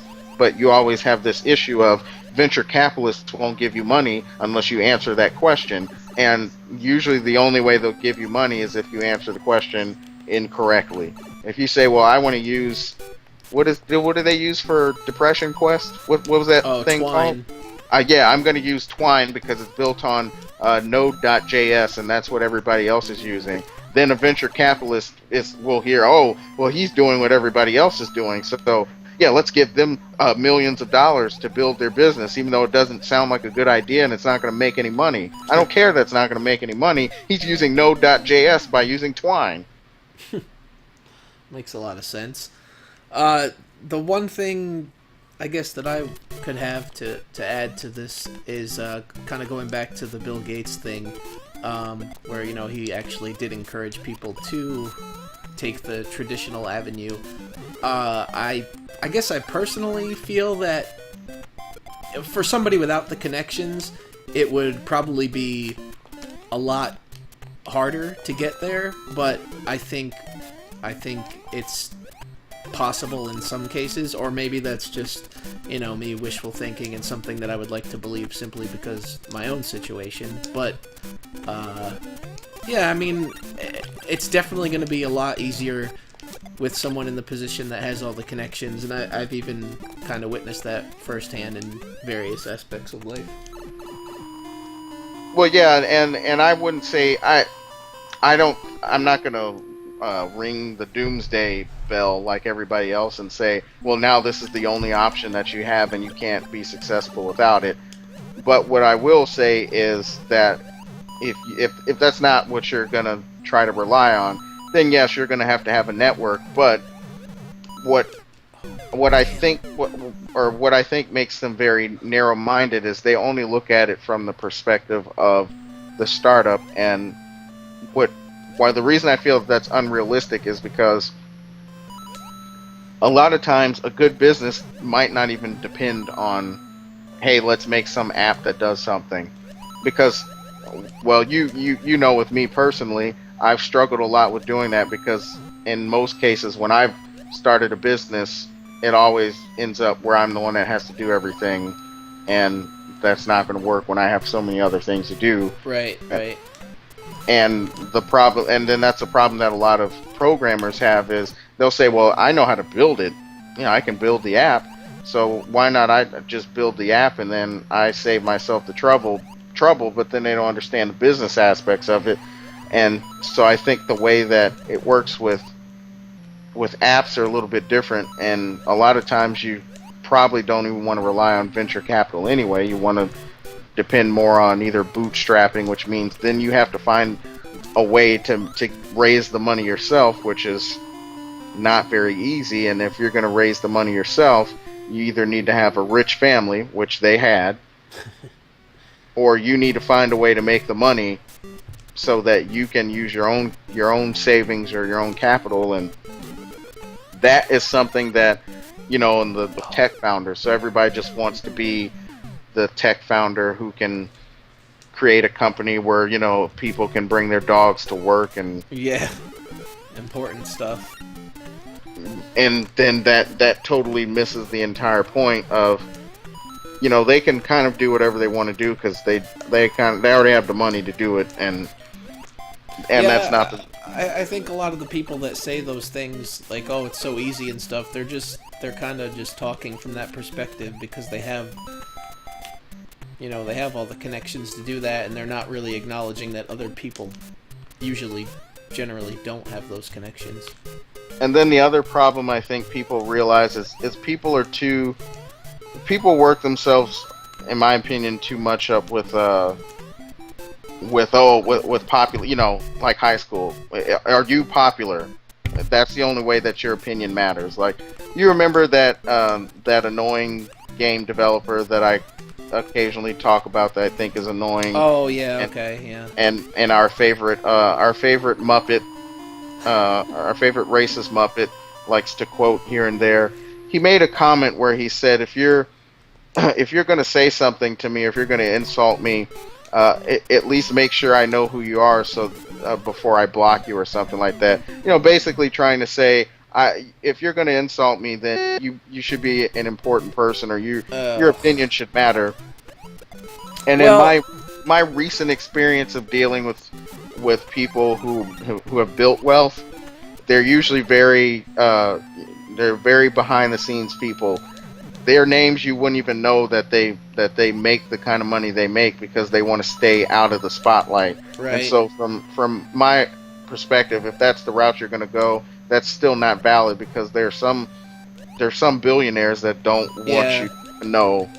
Well, that perspective has always kind of pissed me off, just because, like, there's stuff that that I've found myself saying for years on my little corner of the internet, and then some idiot that everybody worships will say it, and they'll act like it's new knowledge and this profound thing, and it's like, really? Because I remember saying that like 5 years ago and nobody listened to me. And And that might just sound like jealousy, but it's really more of like, why are you treating it like it's this, really important thing when, okay, here I am saying this and nobody listened, and or they wrote me off like you're being an idiot, or you're shaming people, or whatever the language they want to use is. But then of course it's, the right person says it and they garner all the attention. And it's not that I want the attention, but it's just, it's that whole, oh, this person is important just because they have so many followers, and when they say something, it matters. Right. You want to be associated with who you think is the winning team, or you want to be part of the winning team. And so if somebody else says it before, it doesn't matter. And they do the same thing when it comes to literature too. You can go and you could read literature from antiquity, and it could be making the same, or it could be making the same moral statement as, say, modern or postmodern, or who we consider the modern and postmodern greats are today, but they won't be nearly as held in high regard because it's not part of high culture. Oh, I just killed myself. And to me, I've always had an issue with that, because the type of literature I tend to lean towards has typically been a lot older, and it's from the less covered regions of the world. And I have found some interesting things, and so yeah, exactly. It's people want to attach themselves to who they consider to be authority figures. And there's plenty of that on the internet. I've definitely had quite enough of it.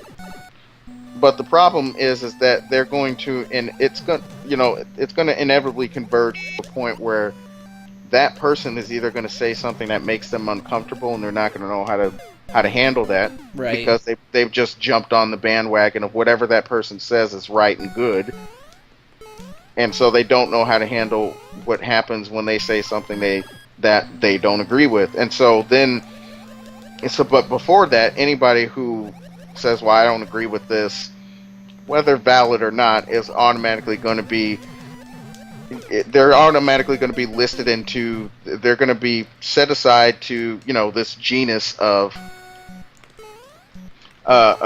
beings who they can easily categorize as irrelevant, so that it makes it easier for them to feel more comfortable in whatever their position is on subject. The thing that bugs me about it is that these are the same people that will claim to be free thinkers and individuals that don't listen or follow anybody, but there they are blindly supporting, everything that a specific person says just because they have, I don't know, an internet following or something. Yeah, and oh man, I've made it a point to say, that's just an inherent trait, an inherent human trait, which I know in today's society is not an acceptable thing to hear, because it implies that humans therefore have weaknesses, and they're animals, and therefore there are certain tendencies that they have that are just increasingly difficult to break away from. But that's the position that I'm holding, and I'm going to stick with that. And that's fine that people want to be that way. But what bothers me is how they try to present themselves as being superhuman, as they've somehow broken the animalistic tendencies of our species, and therefore they have the understanding that the rest of their species doesn't have, but they end up going and doing the same thing, and they basically are parroting whoever they follow. They're just parroting whatever they said. Yeah, there's plenty of that going on. Oh man, this is rough.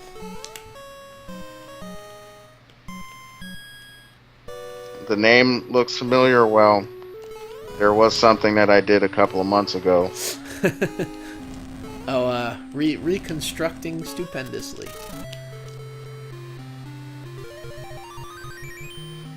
Wherein I used Castlevania and Wild Arms music to audition. After my Wild Arms digital download loss situation, the music seems all the more fitting now. Well, it probably triggered you, since you It were triggered not me because it reminded me of my loss. Is this where we're supposed to say sorry for your loss? Probably. And then we're supposed to hold a campaign to it? Start up a hashtag, and then, if this were back in the old days, you would leave a rest in peace message in your away message on AIM. Yeah, now they say something else. They don't say rest in peace anymore. I don't remember what they say, but it's worse than just saying RIP, that's for sure. Although, I mean, there is the whole human tendency thing, but on the flip side of that, I mean, and you already know this because we've discussed it, it really kind of bugs me when people then start to go back and, like, use that as a justification for certain behaviors, like with the whole polygamy thing. Where suddenly they realize that committed relationships are worthless because they are human and therefore they are going back to their basic instincts. Notwithstanding that supposedly less inferior animals, if we base things off of various scientific categories, do practice monogamy, like I believe it's either gerbils or hamsters do, and it actually affects their emotional well-being when they're separated from whoever they're in the monogamous relationship with. So it's not just easy for them to say, oh, well, just find some other gerbil to hump and I'm a happy person. There's actually a trait within them that they prefer just one mate, and that's it. Yeah, and I mean, whatever. People could do whatever they want with their relationships or their love lives or lack of or whatever. But then, if you want to do that, then don't act like you're superior to the other people that are doing what they want to do. Right. What the problem is that people want to become didactic about their personal choices and worldviews, and that's when things get really obnoxious. Right. Because to me, a worldview is always changing, whether slightly or drastically. It's constantly evolving, and based on your experiences and so things can always change. So to be just so assertive about something without considering the eventuality that you may change your mind about it, to me it just seems silly and pointless. Oh, well that's what pisses me off about all the social justice crap, is that we put people into all these little groups. That aspect of their character, it doesn't mean that they've shared an entire life experience. Right, and then if they go and they ask, that would have been another annoying high school thing where it would be, well, this is a black subject, so what do you think about it?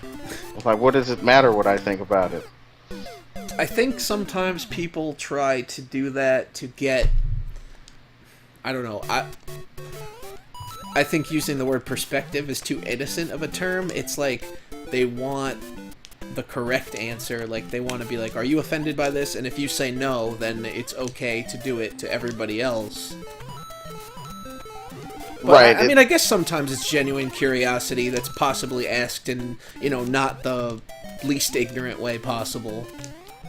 But generally, when somebody asks me, they're not really doing it out of curiosity. They're doing it because they basically want to see if it's okay to say or not. They want to feel justified in whatever they're doing.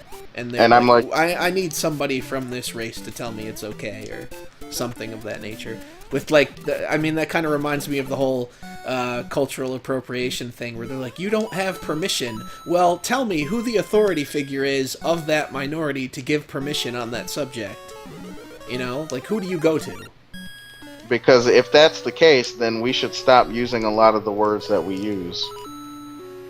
Since a lot of our words just came from Latin or Greek, or their French words. And then they start to mix them together like some kind of chimera. Yeah, and then languages like Japanese, which their writing system is in part their own and then part taken from Chinese, and even then based on how those letters are placed together, the pronunciations are supposed to mimic. It's like a Japanese or Japanized Chinese pronunciation of those letters. So,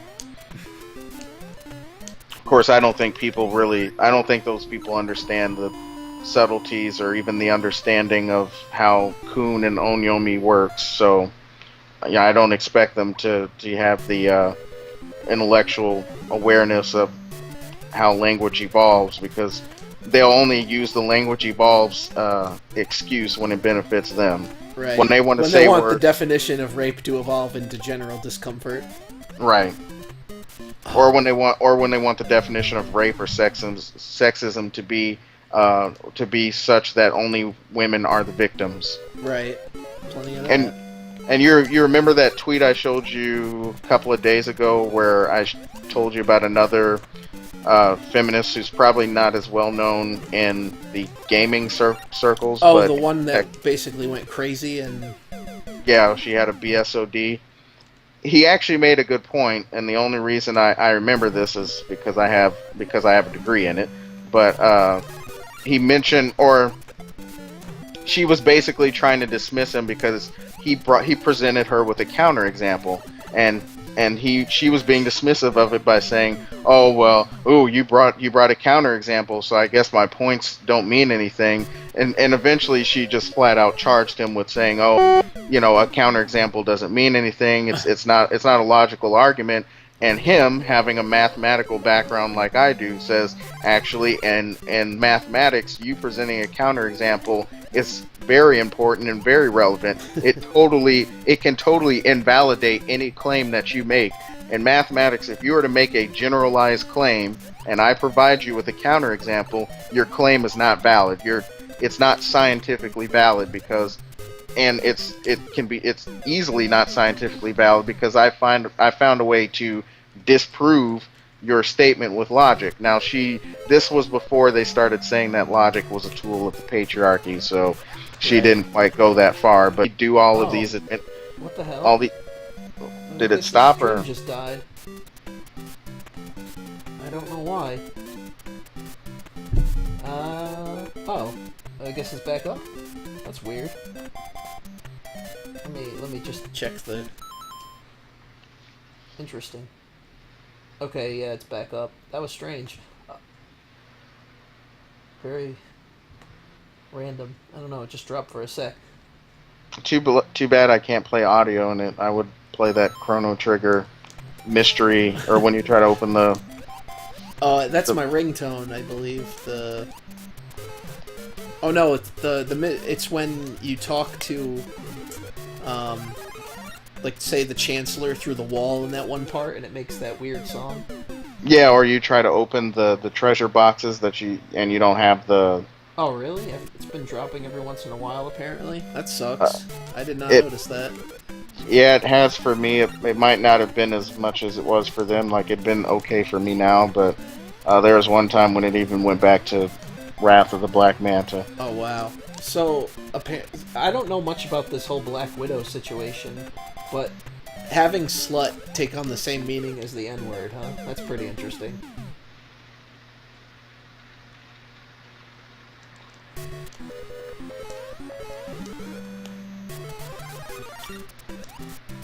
I don't know where people come up with this stuff.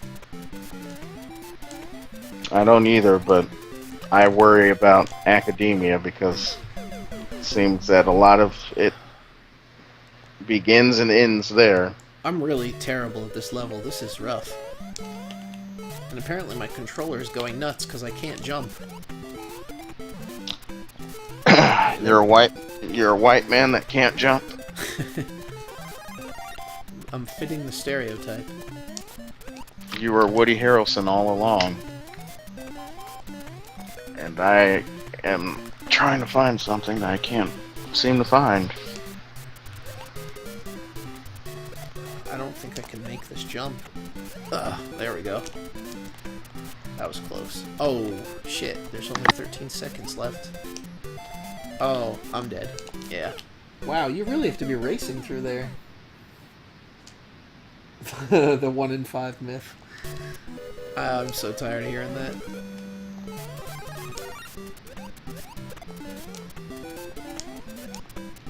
I really like how widespread misinformation has become. Especially when it's coming from places that you're supposed to be taught, you know, knowledge and logic.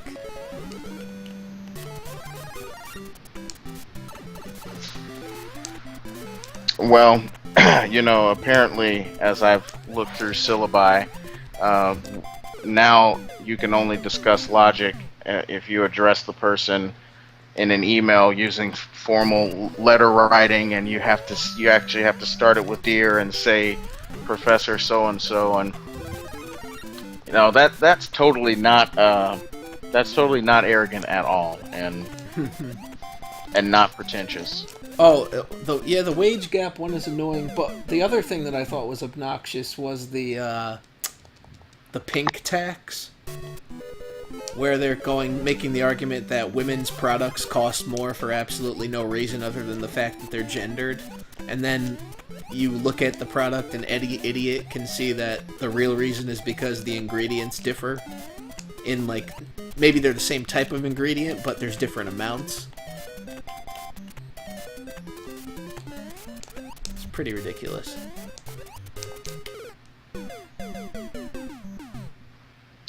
Where do they get all of these figures from? Because I feel like they just make them up, because I've never seen anything. I've never seen anything that looks legitimate. How does that even make sense? If only 1 in 8 are reported, then how do they know 1 in 5?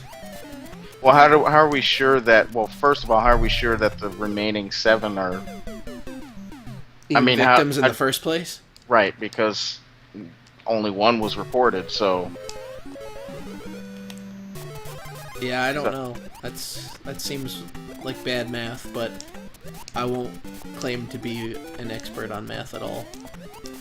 Well, you know, I'm no math major. Except for when you are. Right. Except for when it's in my when I look at my diploma, but that doesn't count because logic or something is a tool of the patriarchy, and that's actually an interesting oh my god, an interesting story, because I actually remember having a lot of classes with women. And some of them had even said that they were trying to avoid certain professors because of the sexism, which, for the record, I totally believe they have, and I totally believe that they would be even racist as well. Mm-hmm. Even though, you know, apparently the academic and scientific community is so advanced that if we were to go to Mars, we would never have to worry about these problems, because they're very open-minded, but... apparently this anomaly of racist, sexist professors is only exclusive to me and nearby prominent universities. And rather than them going on Tumblr and complaining about it, they simply just avoided the professors in question. Because after a while, you get tired of trying to, even if they wanted to make a stand, you get tired of trying to do something about it, because the university's going to always say that they're going to have their hands tied and can't do anything about it. And even if they can do something about it, at best all that's going to happen is, you know, they're going to force everybody to have a minimum grade of a C, and that's not really going to change the problem at all. It's just going to make it so that you can avoid staying at that school forever because some professor is so high on his own self, and he only trusts other people who have the same nationality as he does and same research area to basically force a certain type of curriculum. Because that's basically what this all boiled down to. The only reason you had to take the class was not because they felt that it would add depth to your understanding of mathematics. It was because of political pressuring from that professor and everybody who was in his research area, and they all just conveniently happened to have the same nationality he did, all working together to insist that that was the most important thing, and they did so at the expense of other subjects. That's why I mention this, because when I look at other degree programs, they have you take like more abstract algebra courses, Right. whereas we take more analysis courses, which are basically theoretical calculus. And the only reason that is the way that it is because these privileged white men overruled some other privileged white men, and they got their say. And so now they're even at the graduate level, like, they made a big deal about how you had to take a minimum of two classes in analysis, where you only had to take one algebra class. And the problem with that is that the real world, surprise, surprise, cares more about what you learn from abstract algebra than Oh what shit. you learn from analysis. But could some undergraduate student really do anything to change that? Probably not. They can complain about it, Yeah. but I guess there's the way to really deal with things in this day and age is to start a hashtag campaign. It's the go-to, because then things matter. Like, you know, sexist bathroom symbols. I actually wouldn't be surprised if that survey was worded so weird that even something that's consensual can be considered rape. Because that's what they're trying to do now. If it was consensual at first and then they decided that they didn't want it to be consensual. Well, didn't you just recently take a survey type thing or test for what would be considered harassment in the workplace or something? Yes, I did. I don't remember anything about it, but I do remember taking that, and it had some very liberal definitions of what constitutes harassment. Oh yeah, that's what it had. It had apparently assumed that the only people that could sexually harass, or the only people that could commit sexual harassment, are straight men or lesbians. Those are the only people that could commit sexual harassment. Because the way that they asked the questions, it says you are you're talking to an employee and you're making advancements, even though she says she's not interested. What you're saying seems relatively harmless, but could it be considered rape or harassment or whatever? And the answer was yes.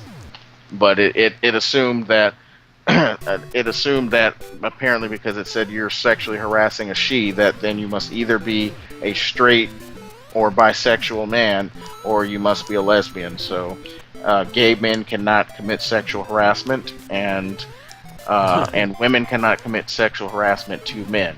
And Right. I can tell you from personal experience in both of those cases that I have counterexamples. Therefore, that theorem is not a theorem, or that conjecture is false. Well, and there's also that whole thing where, I mean, not only, I guess that would fall under the whole catcalling aspect. I like how they think that that's just a male thing to do. Yeah, because Totally never ever happened to any man. never. I don't have any stories of when I was working with somebody who told me he worked at a place where there were women grabbing him in all sorts of areas. That never happened. I cannot believe that I keep dying here. This game, I don't know. Wow. You should have just played Super Oppressed Brothers. I think that game's easier. Yeah, it takes away all the challenge, so you don't have to do anything.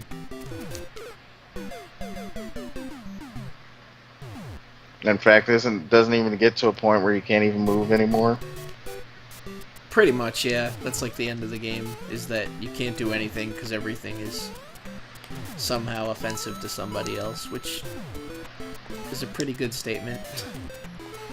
Well, yeah, the common retort is always going to be that women have it worse, and I don't know how you can quantify that, or how you can even qualify that by saying it's worse. To me, it would be equal, but Even if it is worse, does that somehow invalidate you know, the guys that have experienced it and have been uncomfortable with it?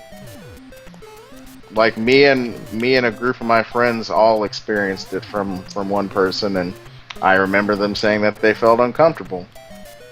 But in those cases, you know, you can't report it, because if you did, then they would just laugh at you and say, you know, you're not harassed at all. That just deal with it, you know.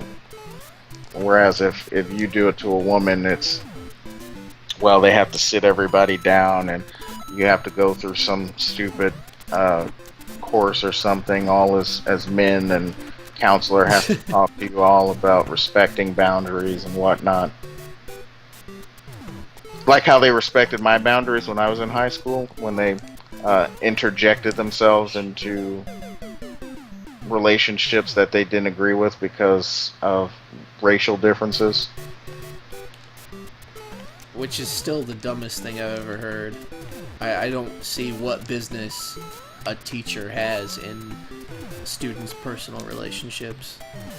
It, like I said, barring the fact of like being knowledgeable about, or having knowledge of, I should say, inappropriate relationships in the sense of, it's like a 16-year-old girl and a 50-year-old man or something, where it's illegal, basically. Right. Well, technically, you could have said at the time it was illegal, but I think there was an age of consent.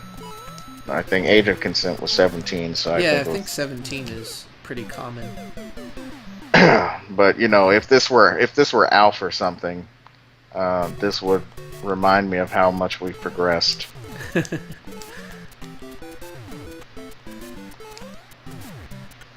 I don't even think that they really understand what body language is, because they spend so much time on the computer that they hardly go outside.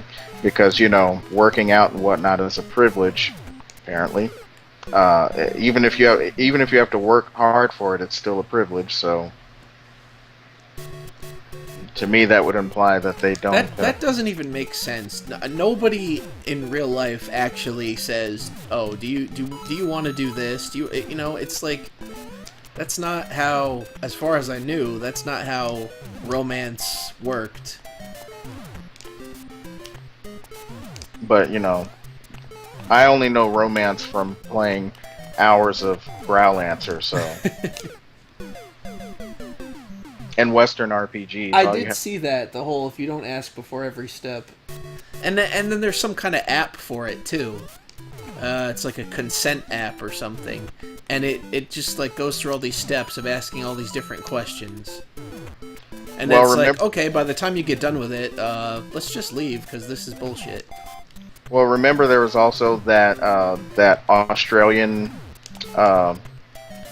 that government page where it says, women, you know, if you feel that you are a victim of domestic abuse, call this number. And then it says, men, if you feel that you could be abusing somebody, call this number. There's a consent video? I'm not sure I'm ready for that. Hey, some people in librarian glasses can be attractive, though, but I don't know if I should say that, because that could be sexualizing, so.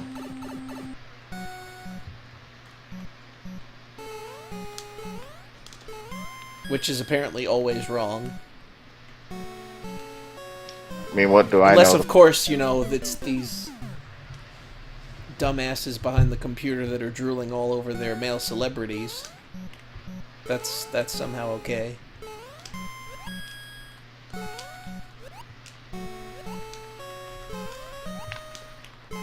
Well, or you can, if either you can do that, or you've probably just been taking an erectile dysfunction pill, and you experienced one of the symptoms. The whole 4-hour thing? Yeah. 4 hours, probably another inside joke, but I don't remember if I told you about that. Where I had a friend at the time insist that he went for 4 hours at a time. That sounds really familiar, yeah.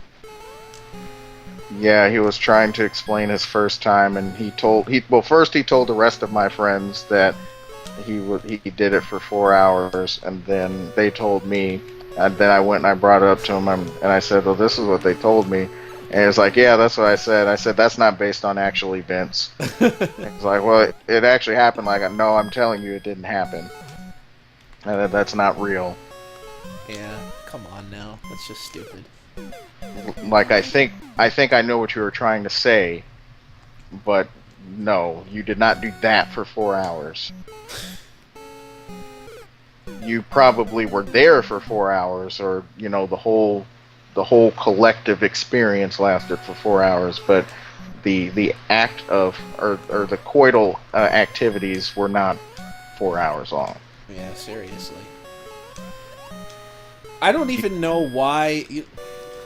I can't even.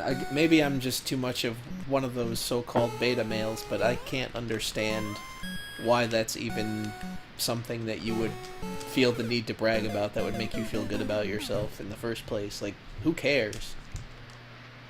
Well, I don't know what Greek letter of a male I am. I'll go with an epsilon male or something. But where I come from, or the streets of rage where I come from, you don't kiss and tell, but I learned that the hard way.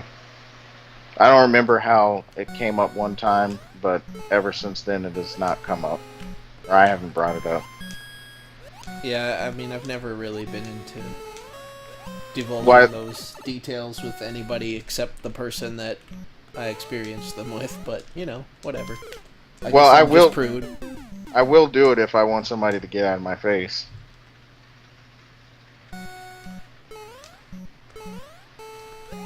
Like, I do find that it is a good way to have people leave you alone if you get into too much detail.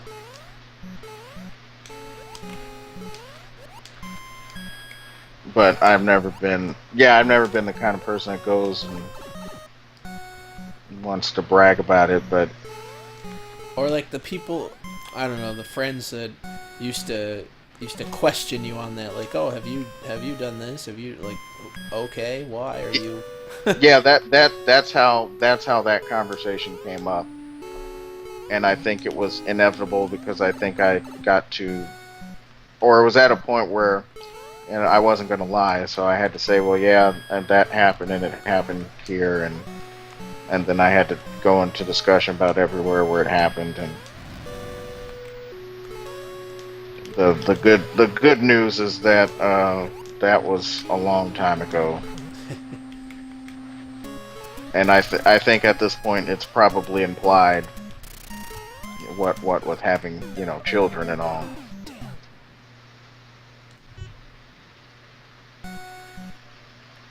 But yeah, some people probably want to just live vicariously. I guess so. But that was always a convenient excuse to get to the whole. You can just run through those, but yeah, I should have. That's just a convenient way to segue into the, oh, you're gay if you don't. Yeah, I've definitely got that before, many a times. Like that was the running thing for my teenage years, is that, oh well, I'm not going, and I'm not a gawker, so something must be wrong with me. But now that gawker means what it means today, I think they're probably happy I'm not.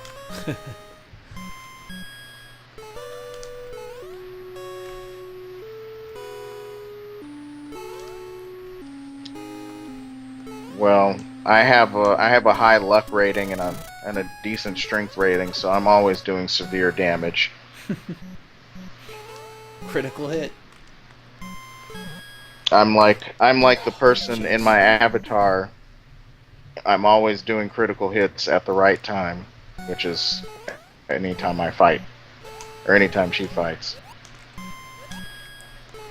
I just can't believe that they programmed her to be have such a high luck rating, because it doesn't take long for her to get to a high enough level where she's doing critical hits like nothing. And note that I said she, so I'm talking about a woman who A can do strong high woman. right, who can do high damage. That those women that don't exist in video games. Yeah.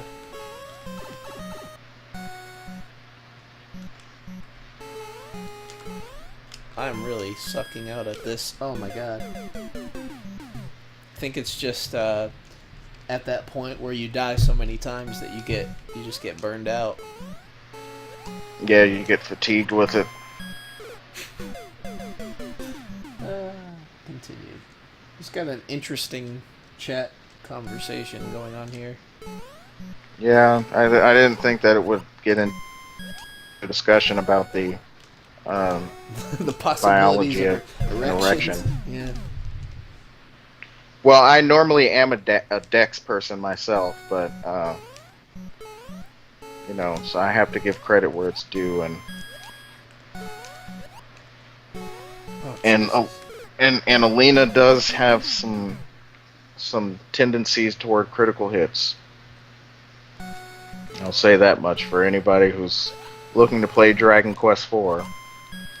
I should probably get around to it at some point. I actually did play it on emulator a very long time ago. I think I finished the first 2 chapters, maybe? Or at the very least finished the first and started on the second. Okay, so then you would have at least done part of her chapter then. Yeah. If you did the second.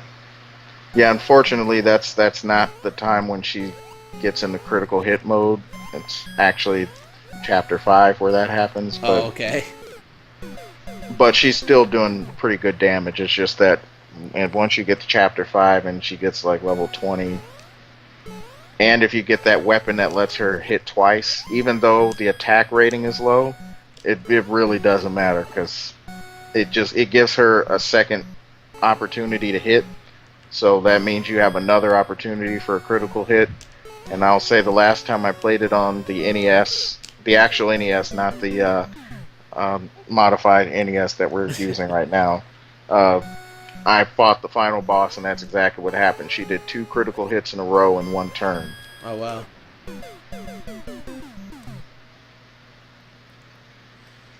Well, this is, really losing my interest here. I was trying to figure out what it's a hack of, and I realized that it's the first Mario with... Yeah, it's the original Mario. with some Mario 3 looking type enhancements.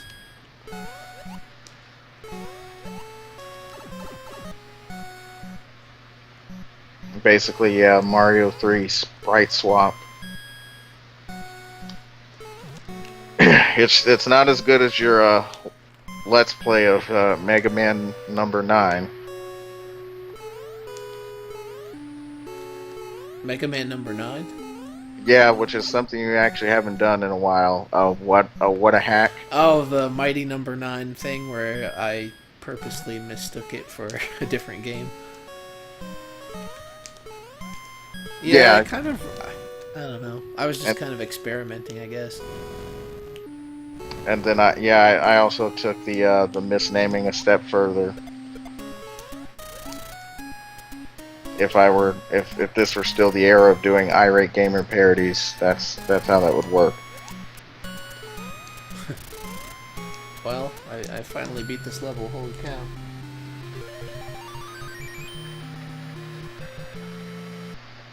I feel like it's odd that we're not having the chat discussion.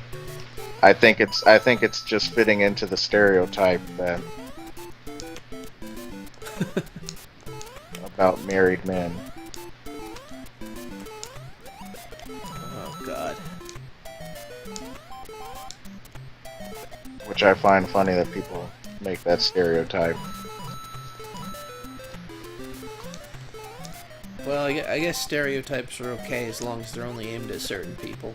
Right, as long as they're aimed at the people that what you want to offend that have the privilege, it's okay.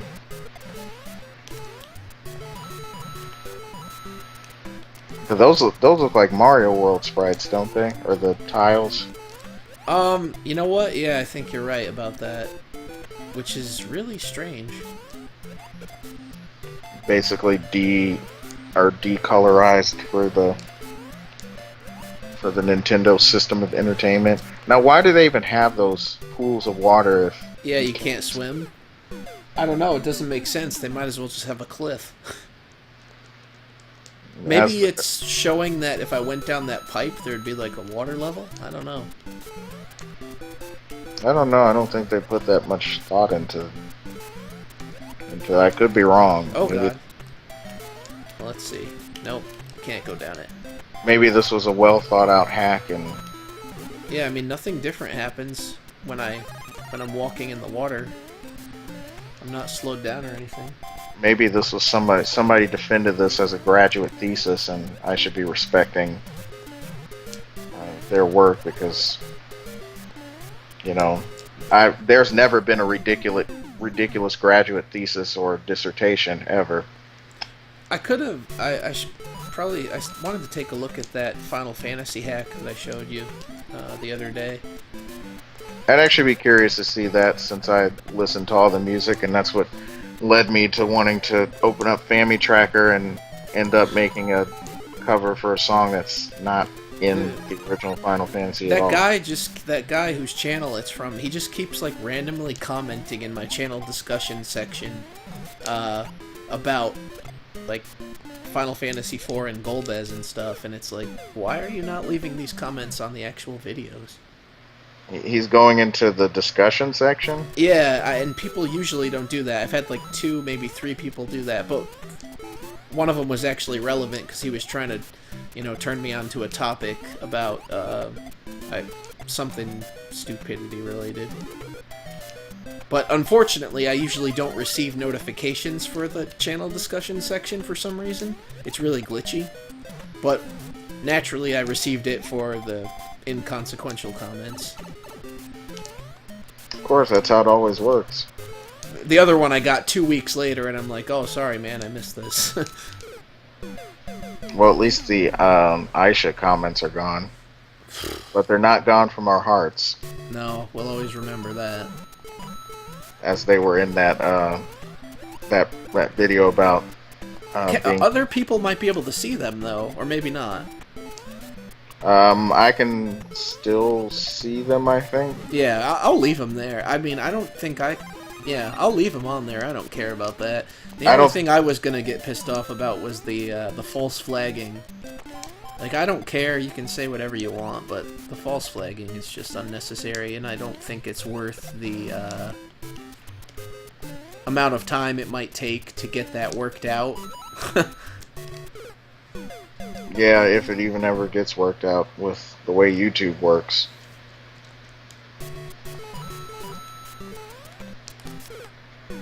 Which is, I know, is an oxymoron when I say YouTube works. The thing is, with that Final Fantasy hack, I didn't actually get to patch a ROM because instead of IPS, it was a BPS or something. Mm-hmm. And I didn't have the patcher. Everybody has to do something different. I don't know what to use for BPS. I'm sure I could figure it out. I don't either, because IPS has been around since the 90s, so that's all I know.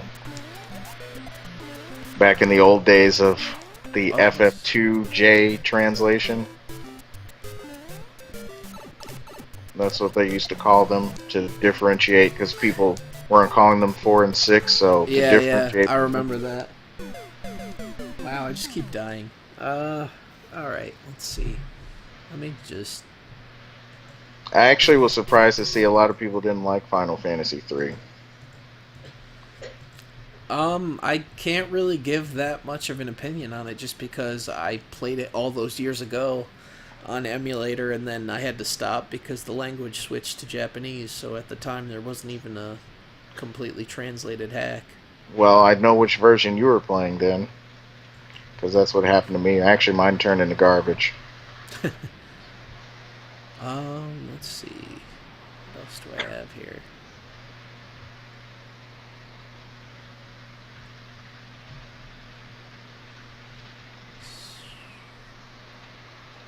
It's funny because nobody can see what's going on, they just see the mouse pointer. But I have my list of games open. So you're doing an Irate Gamer parody then? Since there have been countless times where he has his mouse cursor, or it's obvious he's using an emulator. Oh, really? Yeah, even though he films it as though he's Oh, yeah, because he usually like takes the time to film putting the game in the system or something. yeah. I don't even understand what the point of that is. I have no idea. I mean, you can still own the game and decide to record from the emulator just because it's easier. Yeah, I don't think that's offensive or something. I don't think it's really easy to use a game bridge with an NES. But maybe somebody knows something that I don't know. You know, there were those guys that had their proprietary NES where they configured it to stream games. Well, let me see if I can figure out what a BPS patcher is or where I can find one.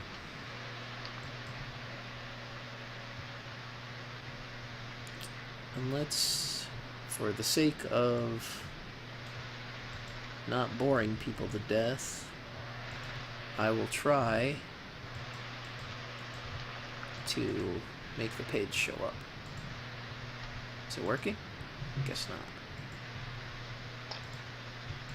Well, it'll be a while before I see anything.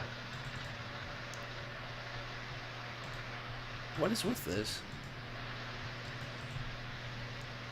Inner window, entire window. Yeah, okay, there's capture mouse cursor. I can change that at least. Well, the mouse cursor definitely went away. Yeah, I got that out of there. Okay, so Chrome is an option to click. I just don't know why it's not actually showing. Oh, okay. Oh, that's my game list. But for some reason the other thing's not showing up. You mean your written list of NES games in your collection? Yes. That's on the video that you have in your channel. I feel a little weird about having that open like that, but alright. Oh, here we go. Oh, I didn't know you had Doki Doki Panic. Yeah, what was it I was gonna say? I kind of wanted to do some sort of comparison between Mario 2 and that at some point, but inspiration and stuff hasn't really hit me, I guess. That's that creative privilege at work. So I guess this beat thing is supposed to patch it. Isn't that a bird from Mega Yeah, Man? Mega Man. Yeah, that's what I was thinking. Alright, so now I probably have to get, because I don't remember if I have the old file.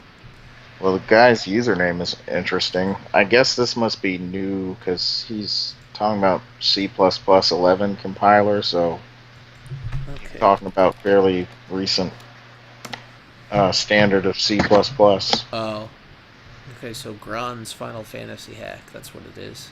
Even though the author says View. I'm going to do something here right on camera. Uh-oh.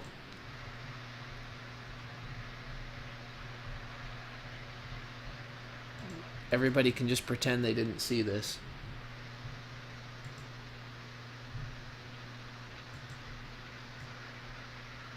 But it's okay because I own the actual game. But if you didn't, you'd have to delete it within 24 hours. Which, of course, I would do because I'm a law-abiding individual at all times. I hope they kept the ineffective. I know they have the Grimps and the Grogers. I believe they did. They didn't repair that or fix it or whatever. Oh, they didn't remove the feature. Okay, so this seems easy enough. Apply patch.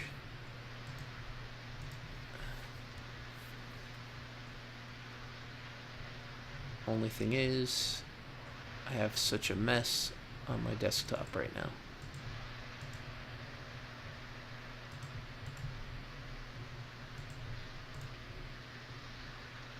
What happened? A really old internet meme set up the bomb. Source and target file names cannot be the same. You must select a new target file. What? Oh, you have to save this something different. Oh. So it creates a separate ROM for you, I guess? Like a patched version? That's what it sounds like. Guess I'll have to give that a shot. If that doesn't work, there is a how to patch thing here, so maybe I'll take advantage of that if I can't get it to work. Patch application was successful. Okay, yeah, that's what you had to do. At least something successful. Okay.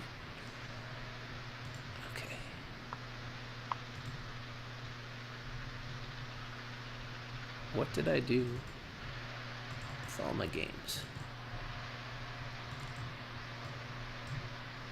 I need a better way to organize these.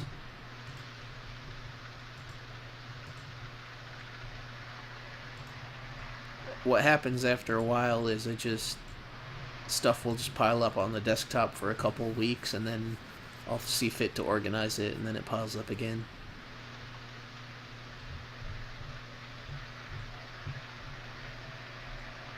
Didn't I just put the game in here? Yeah, those were the good old days when you had to do everything in DOS. There was no VirtualBox back in '97 when I did the first patch that I had to do. What? That was weird.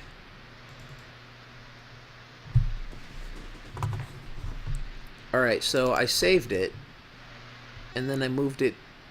I thought okay, there it is. It wasn't showing up before.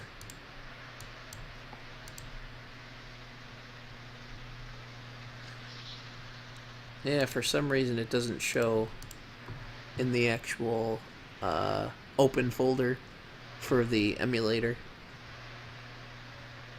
But I'm not sure why that is. It just says it's a file. Maybe I have to put .nes. Alright, that might change it.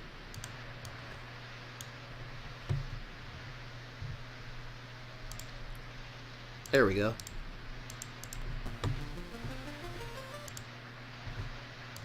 Okay.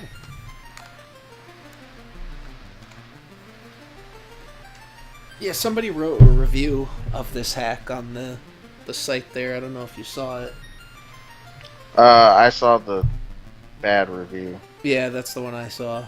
They just basically said it made too many... It's like a bloated hack, and it made too many changes. Sort of like the DS remake of Final Fantasy IV. Battle speed. Is it the lower number faster or the higher? I can't remember which way this one went. I think it's a lower number.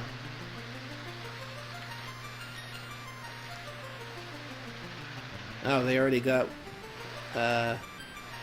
some names in here for you.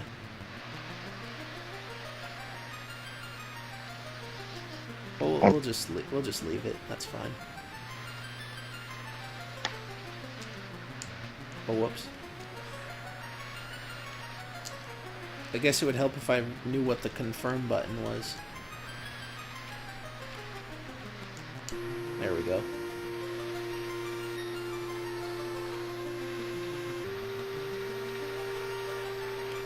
They had to change the class name. I guess it's a misconception that the white mage is a female. Well, they did make her look like that in that version when she upgrades. Yeah, I mean, that's what wow, for some reason the buttons are going crazy. Okay. Well, I liked what they did with the menu. It looks pretty nice, I guess. Oh, and they start with weapons. And armor. That's new. Save option. That's always nice. But they couldn't remove ineffective. Yeah, right? I guess you could argue that keeps up the need for battle strategy. Oh, they changed the interface of the battle to look more like Final Fantasy III. Wow, for being fast battle speed, this is really slow. Maybe it's 8.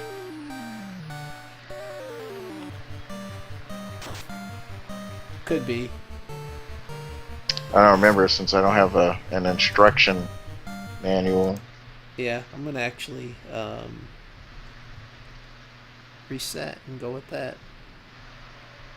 Is there no... Okay, I was gonna say I can't find the reset button on the damn thing.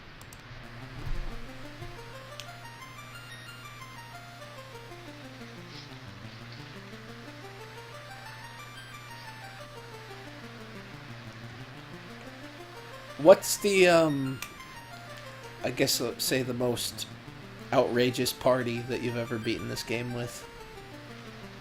I usually don't go very creative, so I just had a monk, a ninja, and a black and white mage. I think I swapped one of those out with a red mage before, but it's been a long time, so I don't remember. I have yet to do the single white mage playthrough. Single white mage sounds like a fantasy version of that movie. Single white female. Yeah. That's giving me an idea. Could be a good parody, I guess. Yeah, it would be a better parody than whatever that story you showed me was. Oh, the whole Gamergate dystopian future. Yeah. Oh, this is awful. I can't believe that's an author that's actually won an award. Then again, I guess that's why I feel like awards don't really mean anything. They mean that you were very good at paying people off. Or you were the highest bidder. I heard she was voted. She only had like 600 votes or something, but somehow she still managed to win. I don't know. Well, that's you don't understand because you don't know how polls work. I actually don't know anything about the Hugo Awards or anything, so I don't really, to be honest, I don't really know how those work. Is that what it's called? Gamergate Quest?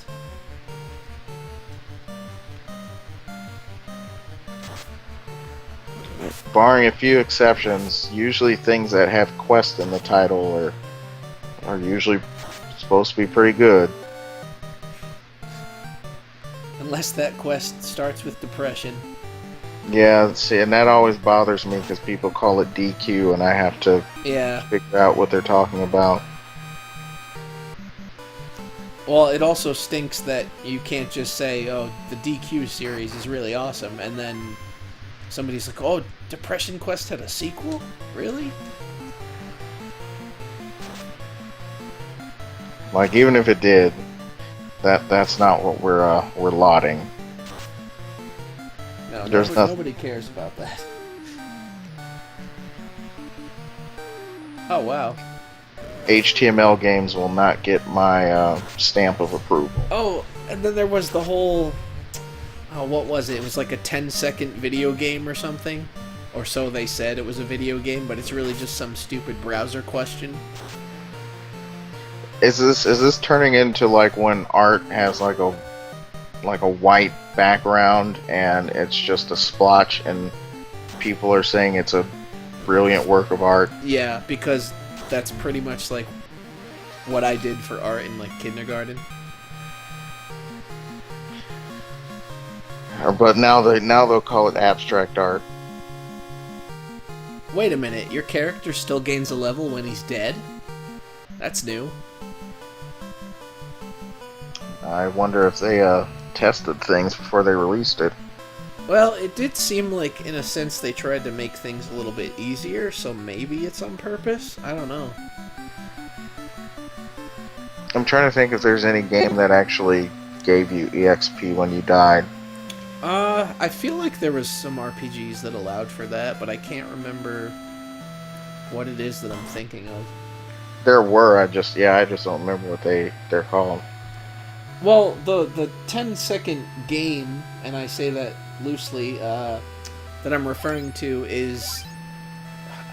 Who is it by? I think it's by one of those weird-ass developers, Anthropy or something like that. Related to Patricia there from Kotaku. Uh-oh. I think she's the one that name-dropped it. Oh boy. In between her discussions about rape fantasies and nacho cheese.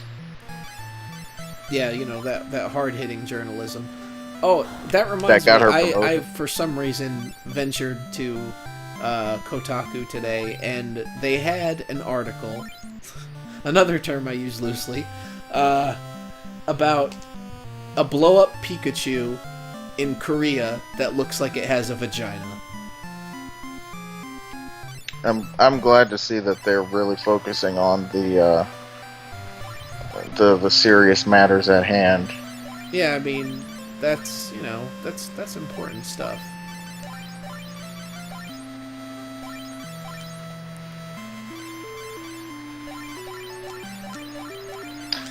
Oh, he's got to be naked. Jeez. Is that body shaming?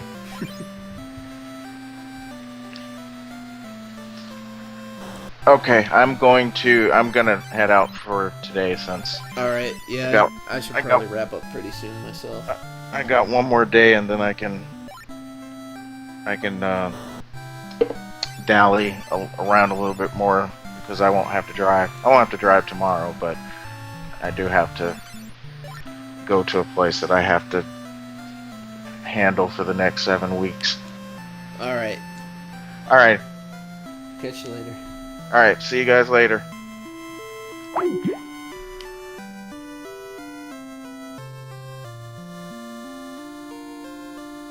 Well, I should probably wrap up in a couple minutes myself. It's been a while, and should probably try to get some sleep.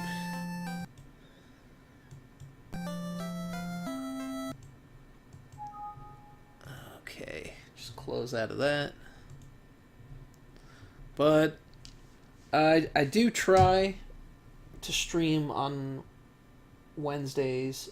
I might be changing that over to let's see. It might be on Tuesday, and I may try to start streaming on Tuesdays and Thursdays pretty soon. And I'll try to make a more set schedule to do this stuff, because I've been meaning to get doing it more on the channel. And it probably won't be just video games. I'll probably do some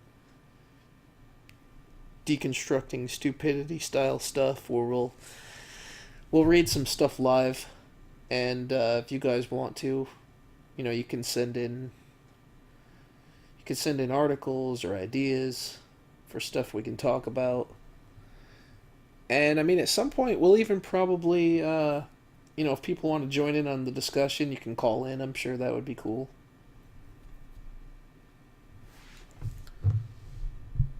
I don't know if anybody would be interested in that, and I'm trying to figure out, you know, a good way to advertise it in advance so that people can decide whether they want to tune in or call in or whatnot.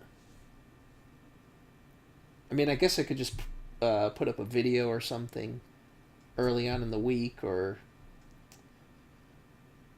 put up a YouTube reminder for the stream. But I don't know if people take notice of those things. It was retro games, but I just stopped playing because I'm about to shut down for the night. I was playing. We were playing. Let's see, Wrath of the Black Manta for NES. We were playing Super Mario Unlimited, the hack, and just before I was checking out a Final Fantasy 1 hack, but I'm actually in the process of closing up, so sorry you came in late and missed that. Oh yeah, that'd be cool. All right, well, like when are you guys usually available? That would be important, I guess.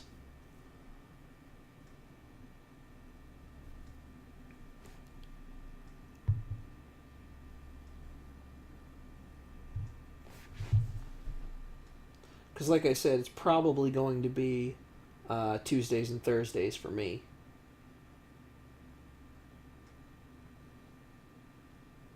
There may be some exceptions to that occasionally, like maybe on a weekend or something.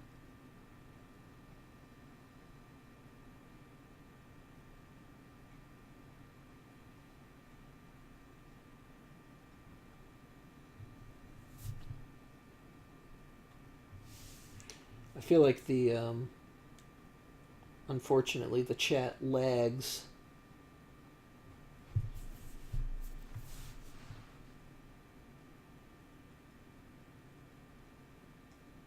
Usually around this time. Are you on the West Coast by any chance? Because for me, it's like 1:45 in the morning.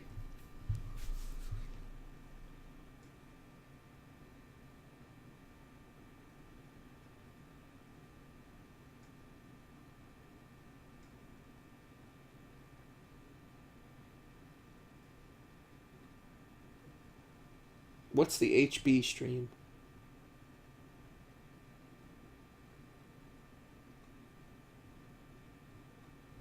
I'm actually not familiar with too many, because I don't really watch too many. I guess I watch sometimes the co-optional podcast, and then Pat the NES Punk's completely unnecessary podcast. Oh, okay.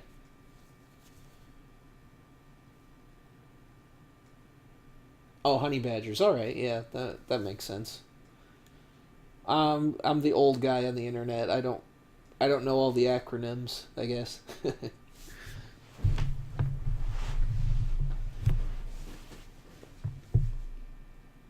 Well, I'm not really that old, but sometimes it's funny because I feel like I'm out of the loop on a lot of the like the newer social media things. Like people are always talking about Snapchat and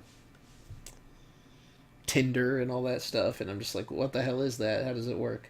But all I ever see anybody talking about it is like on Reddit, where people are like, "Oh no, on Tinder I accidentally or Snapchat I accidentally shared my naked photos publicly." I guess that's the progress of technology, though.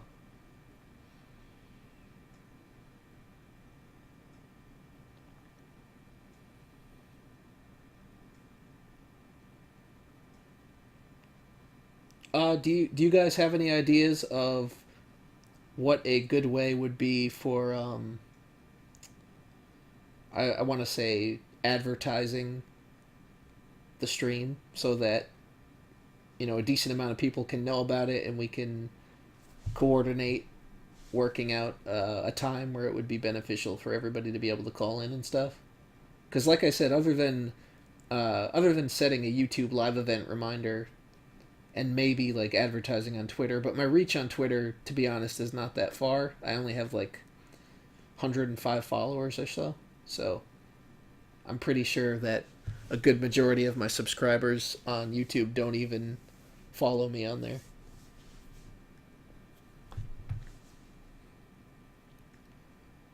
Plus, very rarely, unless I'm tweeting at somebody else, it's very rare that I actually get interaction with my posts. But most of the time, I don't use hashtags, so that might have something to do with that.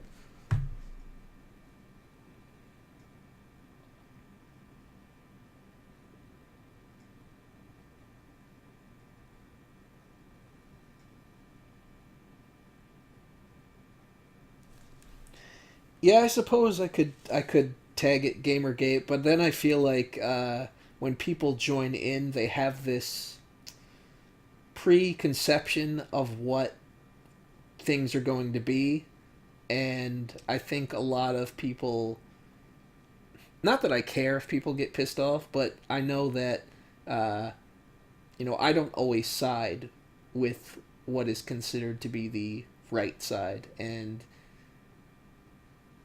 people come in expecting one thing and they're probably going to get another, to be quite honest. Because yeah, there's times where I will agree with the general notion of what Gamergate is about, but there's also a lot of things that I find to be just kind of silly. Oh, Bane. I haven't seen his video. No, I subscribed to him, and he subscribed to me, so I imagine he watched my video at the very least. But I don't think he's put together the compilation yet. It was pretty cool to see him subscribe, though. That was neat.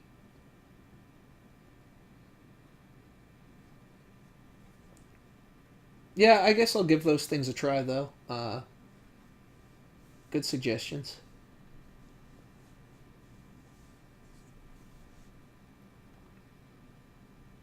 I've spoken to Sargon a couple of times, but the thing is, but I don't want to be. I don't want to be that guy that's seen as like the guy trying to leech off of others' successes.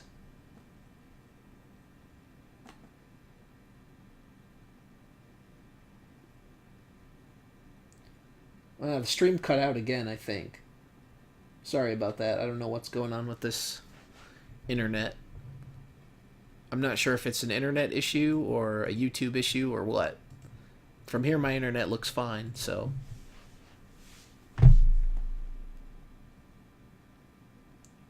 But as far as Sargon goes, he seems like a really cool guy, and like I said, I can't say I agree with every aspect of everything he ever says, but he seems pretty down to earth and approachable, and uh, I'd be open to having a discussion with him sometime. People give Matt a lot of crap, but the thing I will say for him is, at the very least, he is honest about what he's trying to do. He's trying to build his channel and turn it into a brand, and he's open about that and he's transparent about it, and I think that's respectable. And people give him a lot of shit, and I notice a lot of backhanded insults sent his way from people that somehow think they're superior but never really do anything that much better. And I think it's a bit unfair. Because once again, I'm not going to say I agree with everything the guy says, but he seems like a nice enough guy. And I know there was a lot of personal drama between him and like King of Pole, but I don't think any of us really know enough about that to be able to take a side. I feel like that's their drama. I'm not sure if he was pissed at him. I think what happened was either that was assumed because of the comments he made when he left about people making money off of their videos, which I don't really see what the problem is. I mean, that's part of YouTube. And the people that are using like ad block and whatnot, it's no harm to them. I try to keep myself away from the e-celebrity drama, as it is called.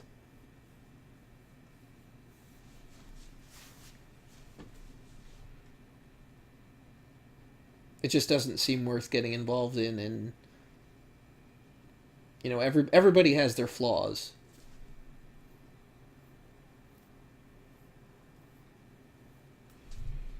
And I kind of think sometimes people in their positions get held to unrealistic standards by their fans.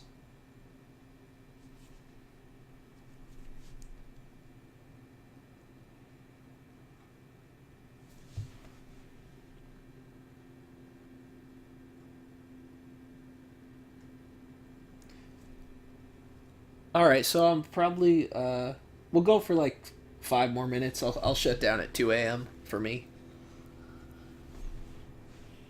So if there's anything you guys want to talk about or whatever, now is the time to do it. Although I don't think you can get that much of a valuable conversation out of 5 minutes, but we'll do our best.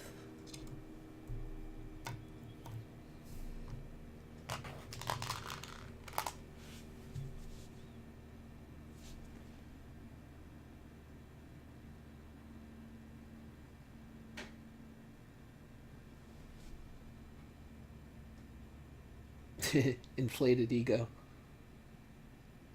Yeah, I can see that a lot of people, when they reach a certain level of subscribers or fan following, it does seem that they get this holier than thou type complex.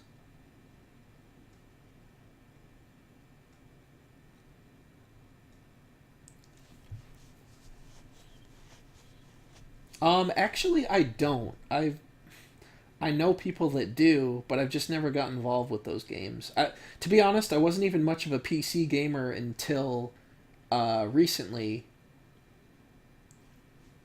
when I started playing like Xenoverse and Grand Theft Auto 5. But that was mostly because up until then I didn't really have a PC that was fit for PC gaming. But this newer computer that I got is actually pretty good and it can run all those things. So that's why I started to try to get more into it.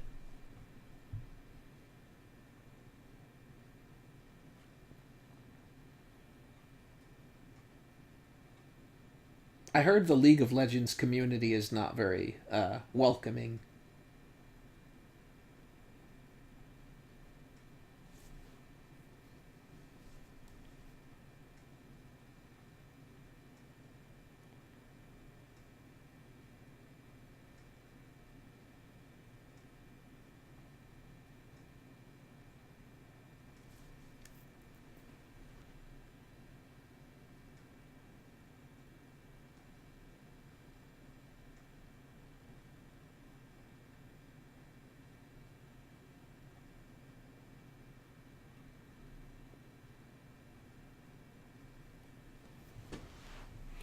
Does it depend on how crappy of a player you are?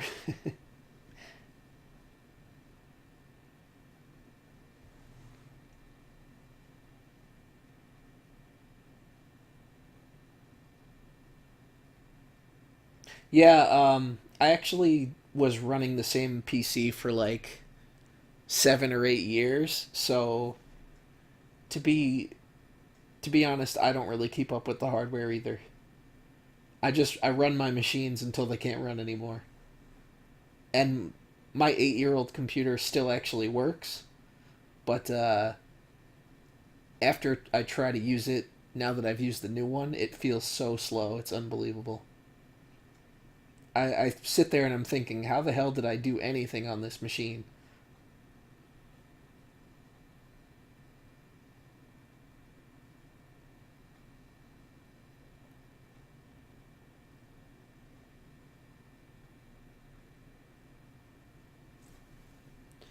I've always kind of wanted to try to build my own PC, but I've never taken the risk.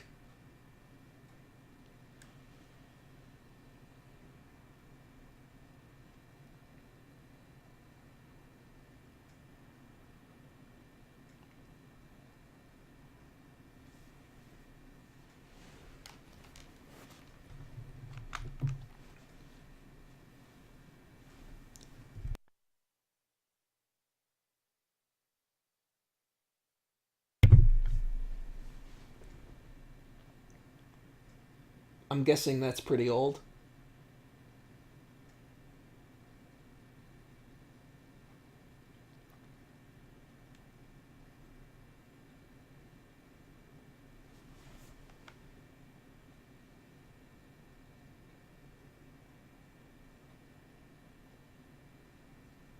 Oh, did you actually build it yourself though? Like you bought all the parts and put it together, or did you do one of those websites where you could just pick what they put in it?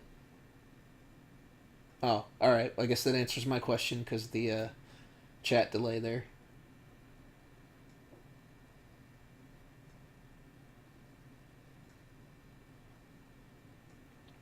Yeah, maybe next time I'll have to try and do a build.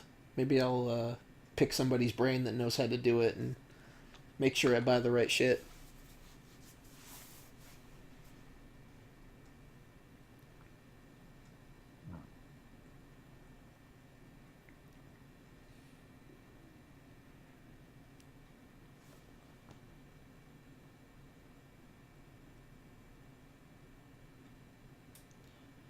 All right, guys. Well, it's been a fun evening, but I'm gonna have to shut it down for tonight, and hopefully we'll come back soon with another stream.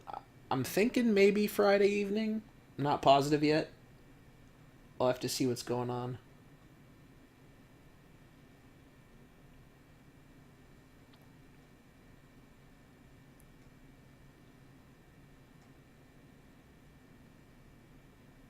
That's true. YouTube has a how-to for everything, so I should check that out as well. All right, take care, guys. Thanks for coming out. We'll see you next time.